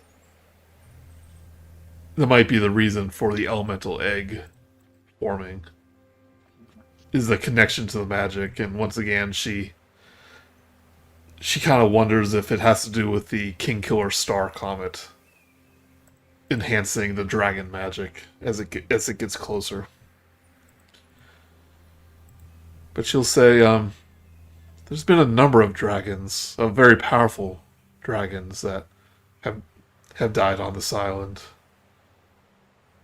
I imagine each of their locations are feeling these effects, and in fact, I want you to, at your convenience, I would like you to investigate one of these locations off the rocky coast to the north. I believe your Dragonborn friend was in search of something, and I think it lies there. It's a corpse. A powerful brass dragon died on the rocky shores a long time ago. And it's since been the location of many shipwrecks. Perhaps they're drawn to it somehow. And after I consulted with Bahamut at the temple, I believe the answer to his questions lie at the corpse of that dragon. So please relay that to him when he returns. For sure. I just read brass dragon. Brass dragon. Well, let me double check. Might be gold. Brass dragon. It's actually a gold dragon. Oh, Yeah, Aw. sorry. dang it. Still a metallic one, so it's still a good one. Mm-hmm. But it doesn't give you the Beastie Boys. Yep. No. Alright, let's go to Callie and Tarek. So they go to the kitchens.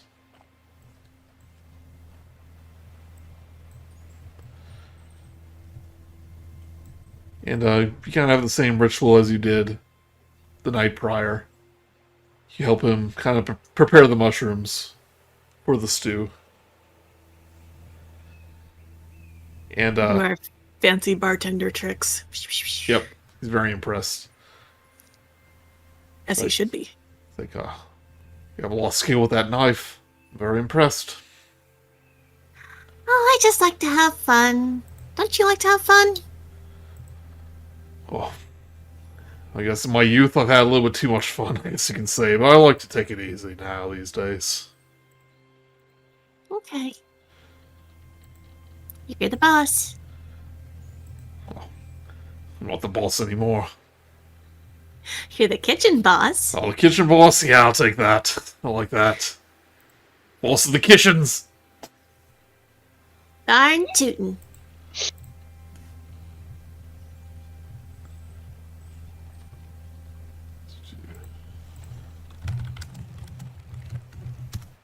Just seeing a message.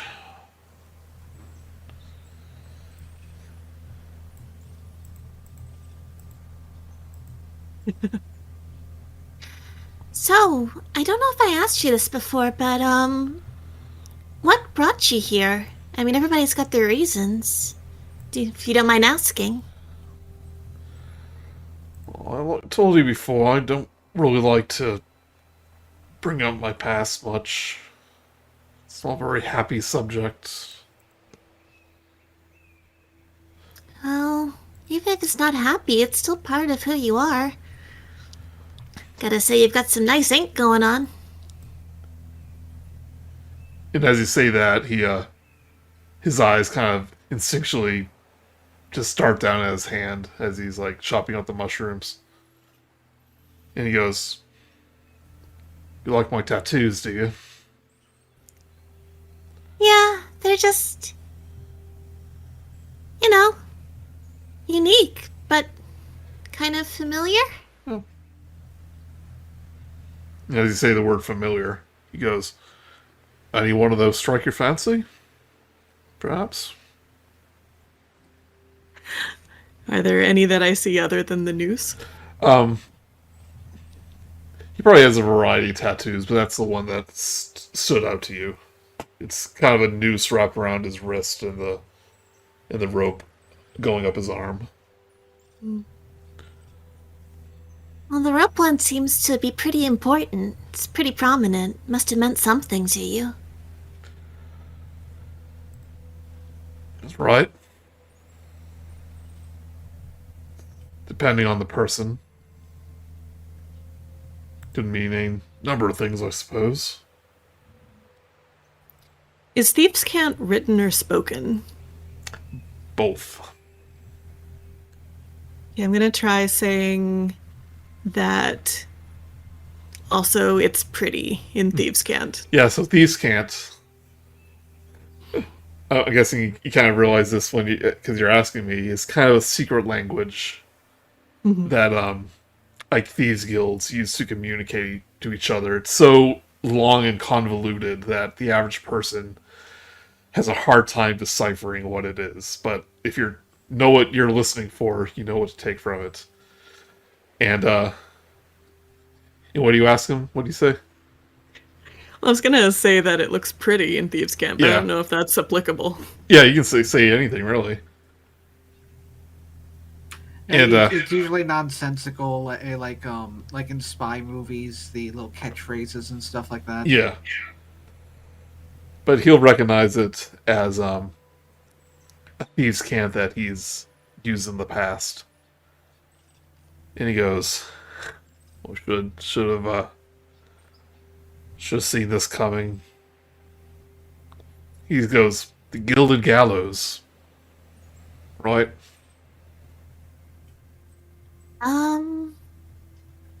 Yeah.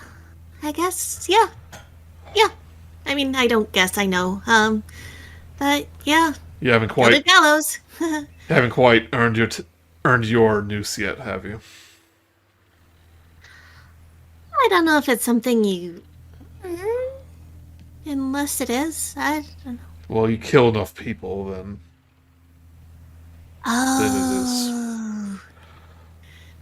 No. I don't think Yep. you're here to kill me, are you? No. If you notice his accent has changed. No, I am here to find inspiration. Like I said.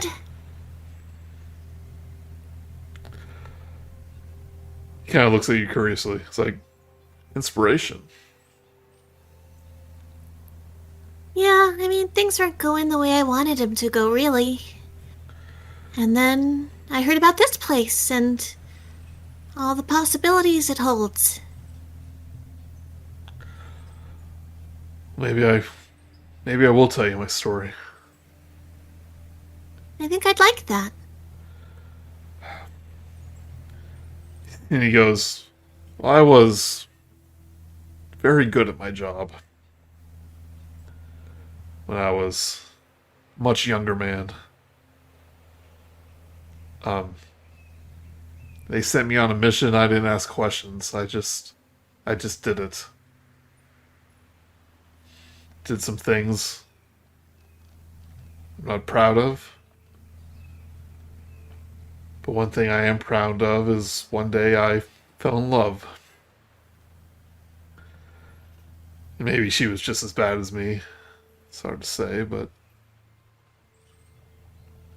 one day I got the order, and she was my next hit. And I couldn't do that. But I knew if I didn't go through with it, they would have my head. That's when we decided to run away. But you don't escape from the gilded gallows that easily. And one day, when I woke up, she didn't. Oh no. And thought I could turn around, running away with her. But the past caught up with me. And much like you, I've heard about Dragon's Rest and how it's a place of healing, sanctuary. And that's why I'm here.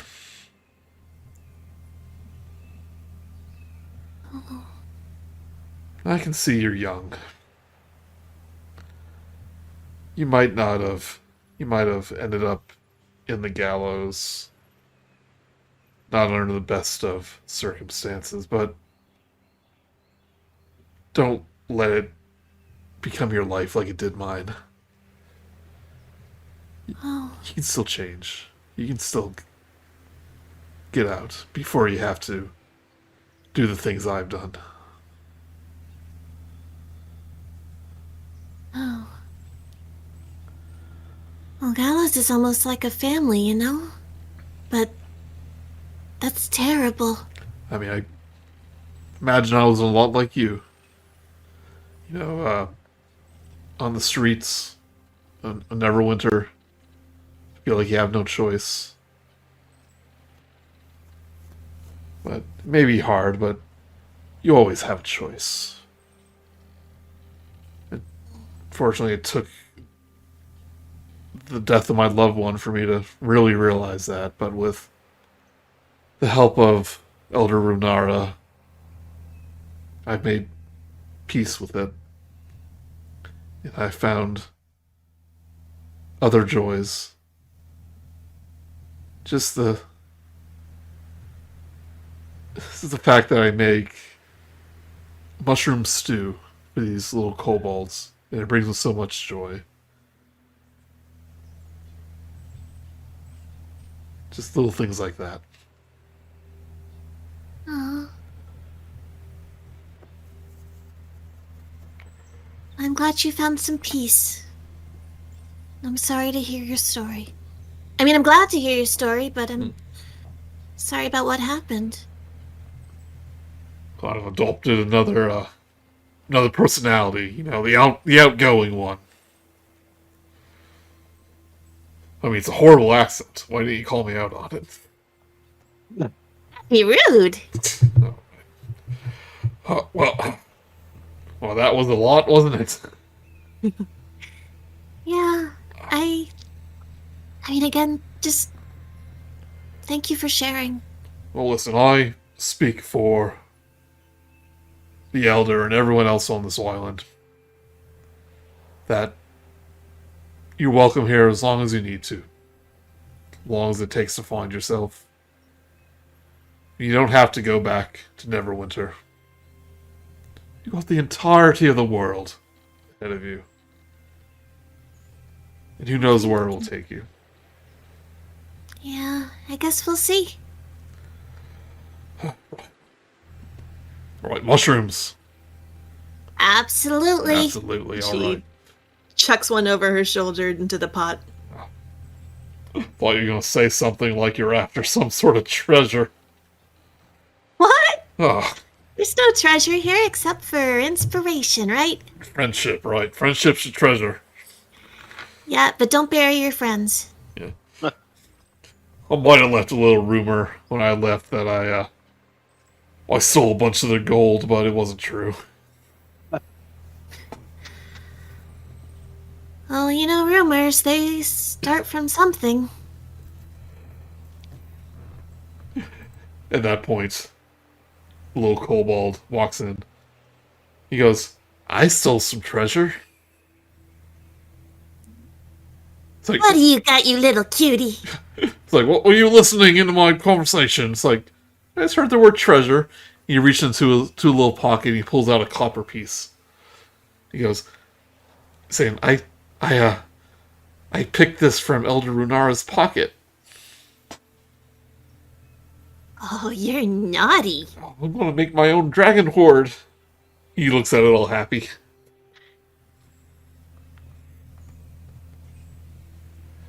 I'm gonna find a good hiding spot. Because that's what dragons do. They find hiding spots and they make a dragon hoard and they become rich, and I'm gonna be rich. He runs away around the corner. Yay!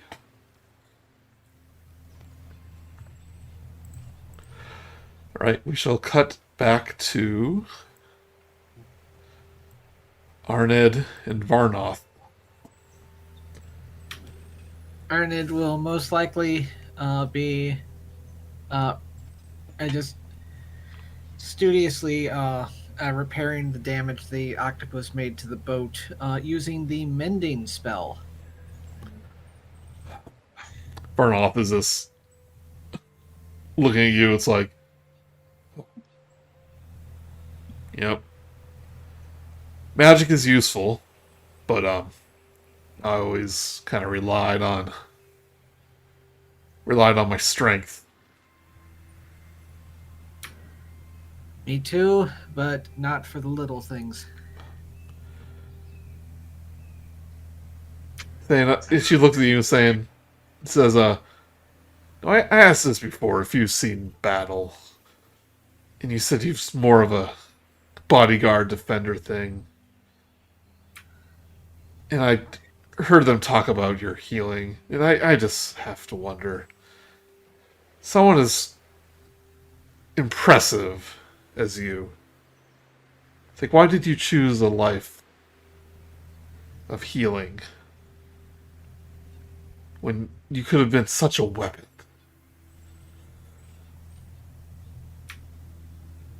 Because I'm not the only weapon out there. And while I can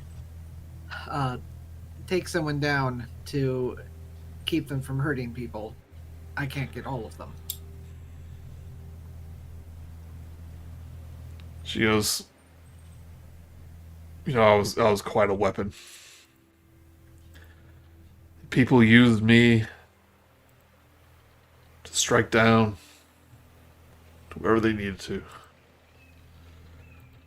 Mercenary work can take a toll. And you can kind of tell, although she's in, great shape for someone who's a little older, she starts just to look tired at this moment. And You just kill so much that you just wonder if that's all there is to life. Even if you're great at it. You'd like it a lot.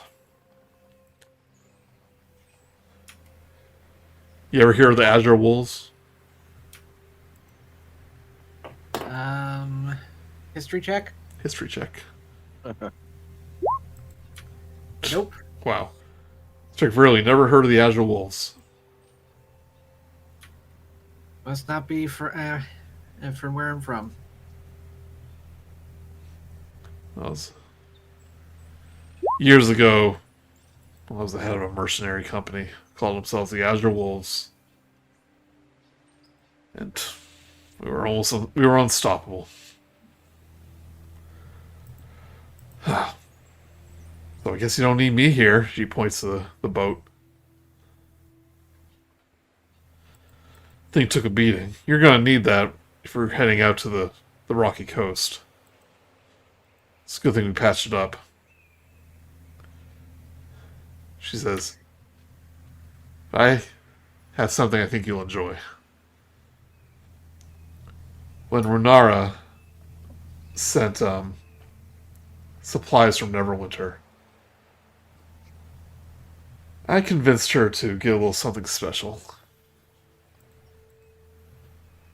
She says, follow me. He does. Okay. She'll head into the woods a little bit. Kind of like underneath a tree. She says, you have to hide it so the little kobolds don't find it. And she says, and usually Runara doesn't approve of things like this, but I guess I've been on good behavior. And she'll spend a moment, dig up, and she digs up a crate that she's hidden away. Well, not dig up, let's say she hid it behind some rocks and some leaves so the kobolds couldn't find it. And on the crate, you see a printing of a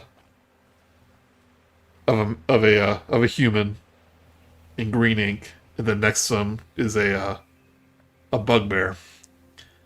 And on it says Leaf and Brutrix Troll Skull Whiskey. And she said, they say this is the best, alcohol on the Sword Coast comes from Waterdeep. Had to pull a few strings, some old contacts, but I managed to get a case. Sounds like something that needs testing. Well, no better time than now. She'll open up the crate. There's underneath some cushioning. There's a bottle of Leaf and Brutrix Troll Skull whiskey. She'll go into her sack, and she said, I swiped some of the mugs from the kitchens. She pours you a mug. And she goes, cheers. Clinks, mugs, drinks. She goes, oh, that's good.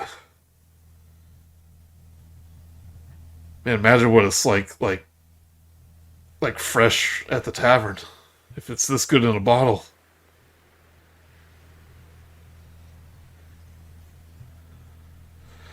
But she'll go, well, here's to war. However you decide to deal with it. She clinks again.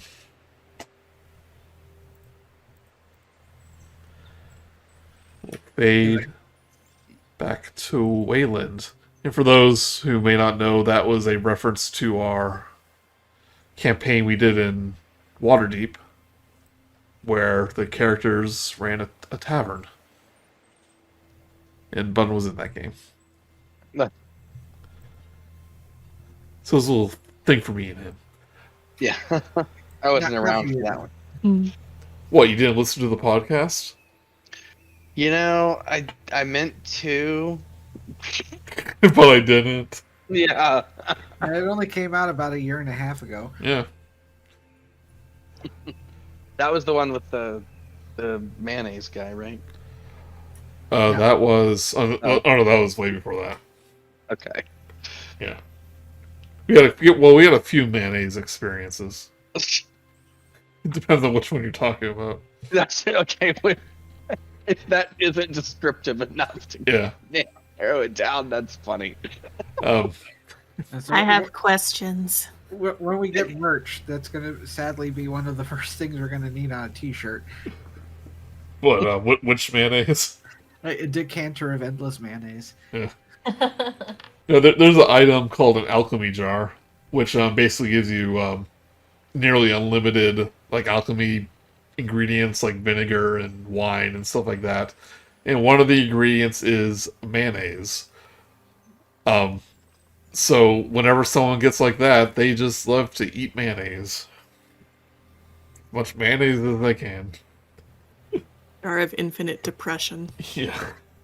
So we had a few games where that popped up, and so he was like just eating mayonnaise. But Weylund, is there anything you would like to do? Yeah, I would like to. I want to know more information about the star, that's the comet thing that's coming by, and I don't know if Runara. What specifically I'm looking for is like a timeline. Is it a star? Is it a comet? When's it going to be at its closest? Is that something we already have learned? You learn from Runara. She has called it a comet, even though it is called a star. But you just know what that from her. You know it's important to dragonkind, and dragons tend to become more powerful as it passes over this world. So what I want to find out is the timeline, if that's possible. Maybe there's an almanac somewhere. Maybe Runara just knows. Like, I would like to know what day it is going to be closest to this world. Yeah. You go to the library. Amila's there. And she's like, oh, can I help you? Help you look for something? Looking for more information on the King. Was it called King Killer? The What King was it Killer called? Star. On the King Killer Star.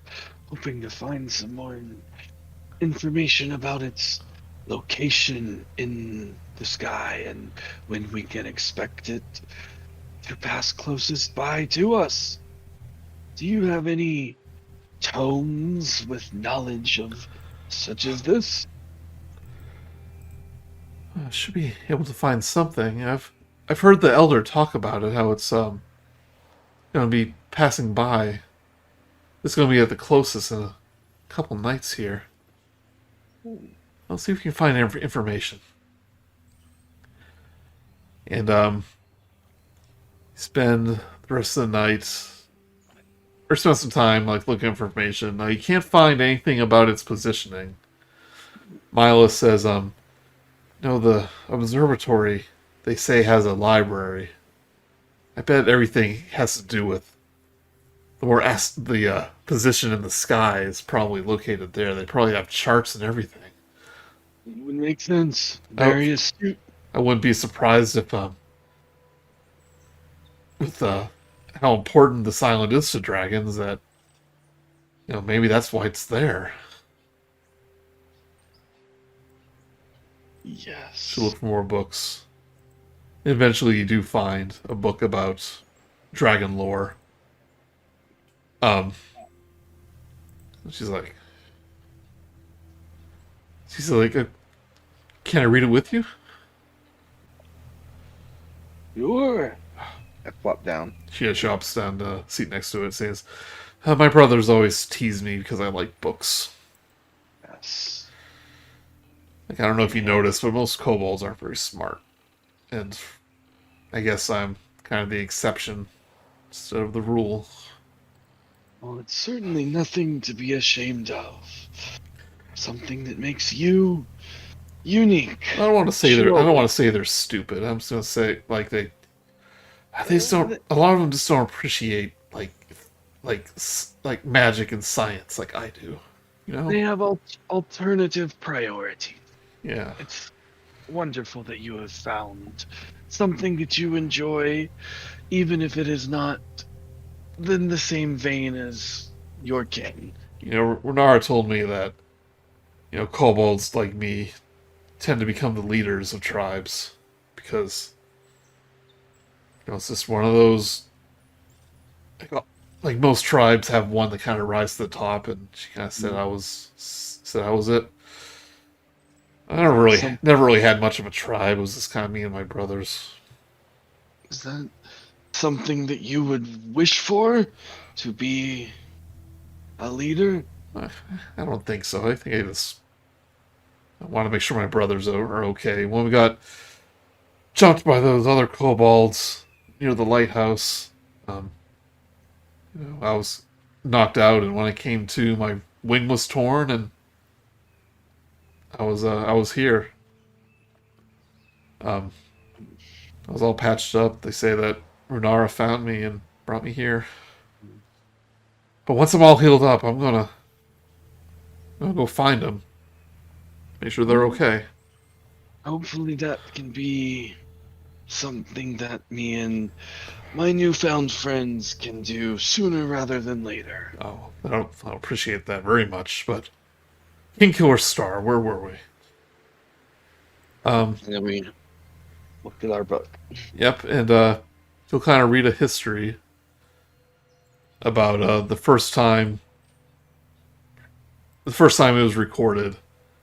You read a story about this is like a long time ago, like thousands of years ago, how when they passed over a gold dragon named Orchthrine, actually became kind of enraged and crazed. Like this good dragon who was kind of a king among his subjects just kind of went into a rage and began killing, and unfortunately they had to put him down, and that's where it got its name, the King Killer Star. Okay. There's even a few passages about how the dragons got the help of some elven mages to actually cast a spell so powerful it actually went into the depths of the astral sea to destroy the comet, but unfortunately it missed. Very interesting. Do you think that's why Runara's worried about the comet? Because it sends dragons into a rage? I think that is one of her concerns, yes. I am beginning to suspect that she fears the legends of what is inside of the island. Yeah, I've heard those too. I mean, there's no way that dragon's still alive, but its magic is definitely still around. I mean, everywhere where there's a dragon dies, they leave behind something. Especially, I mean, this island was already so saturated with dragon magic. I can't imagine what that comet will do. I mean, maybe we've already got a taste of it with the that elemental in the cave. If elemental forces, she's getting all nerdy, like she's like putting pieces together. It's like, and if elemental magics cause the island to form, then you know, that means open up a little window to the elemental plane, and you know, if something got through, like the elemental egg. I mean, it's pretty fascinating, but also kind of scary. Power of this star will weaken the divide between the planes even further. I hope not. There's no telling with magic. can be very unpredictable. But I can see why the Elder is worried. But some of the little ones were telling me that you were going to head up to the shipwrecks tomorrow, and they think that's where the big silver one was sent to go. I think that might be the source of these undead that you found on the beach.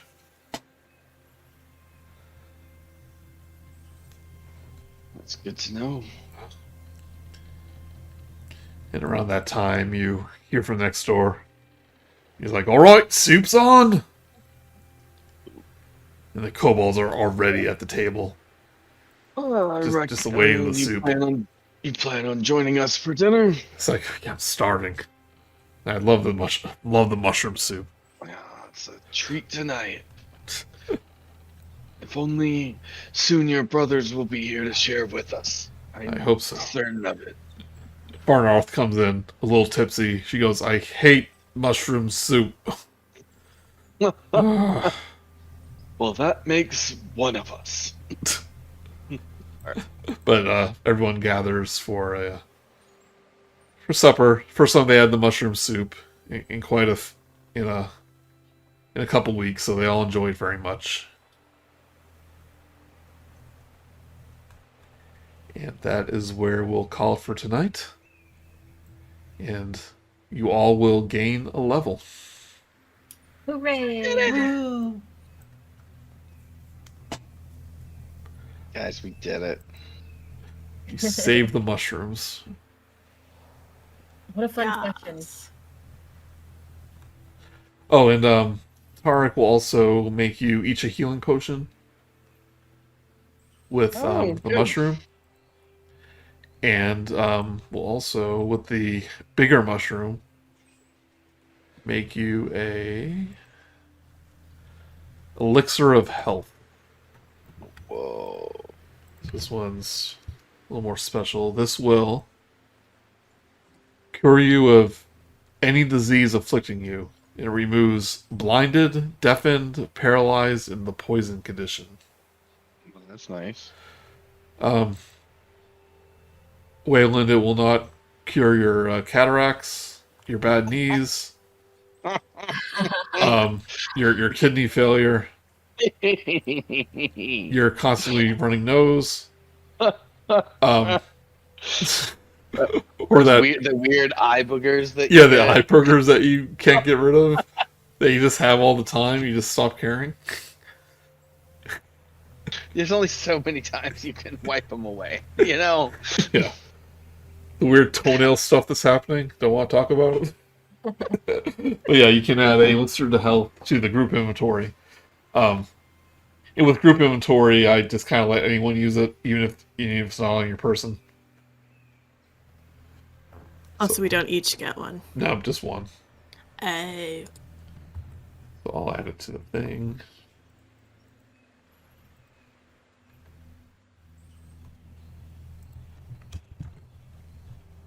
Alright, there we go. Alright, I will get in contact with you each with Miranda and ShortStack about leveling up to make sure we get some new spells and we understand your new abilities. But definitely one thing the rogue will get is as bonus actions you can take hide actions and disengage. So it's definitely harder to hit you. So if you're next to something, you can get away all sneaky like. Thank you. And one fun thing about halflings is they can even hide behind party members. You can literally move to the space behind Arnid and you use the hide action as if he was basically a brick wall. Yep. Anything that's a size bigger than you. Nice. Basically, the hide action is you have to roll a stealth check, and the enemies will also roll to see if they see you hide. And if they don't see you hide, that means you're hidden from view, and then you can get that surprise attack. I no longer exist. Yep. I was never here. All right, but Thank you, everyone. That was a lot of fun.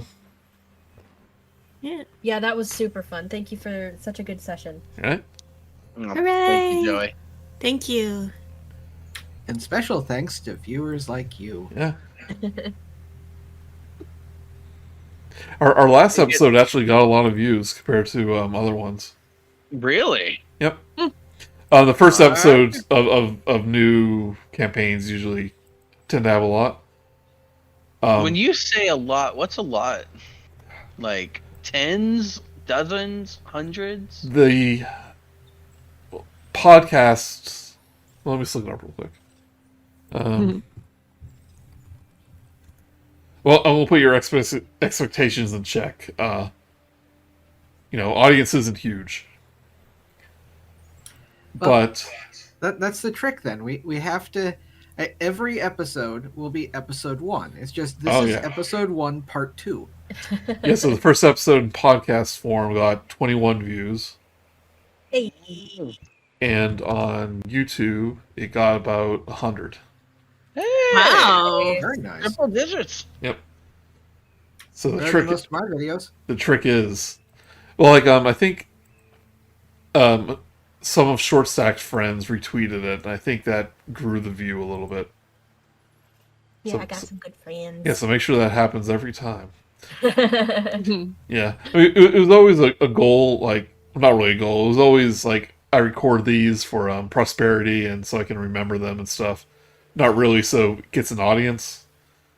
But at the same time, I would love if it's like, they're really fun to listen to sometimes, so I always hope like people enjoy them. Yeah, same. Yeah. I'm actually gonna this kind of concerns you, Brice, but like for the next one, I think I'm going to up the production a little bit. I saw you talking about that using that program that makes your avatars talk. Yeah, so I don't think the players will see it so much, but if people watch it on YouTube, they'll see the people's characters kind of like light up and talk a little bit. That's what like VTubers do if they don't have a fancy model; they just have like little that pictures. idea. Yeah, because like no one really wants to like be on camera, but having little characters talk, I think, is a good alternative. And so like I'm going to ask Jess to make a border for us, and I might stream it, but I might not. I'm not sure quite yet, but I'm gonna make it so if they watch on YouTube, then it'll be more than just looking at my computer screen. It'll be like you're watching a stream. Nice. That's really cool. Yep.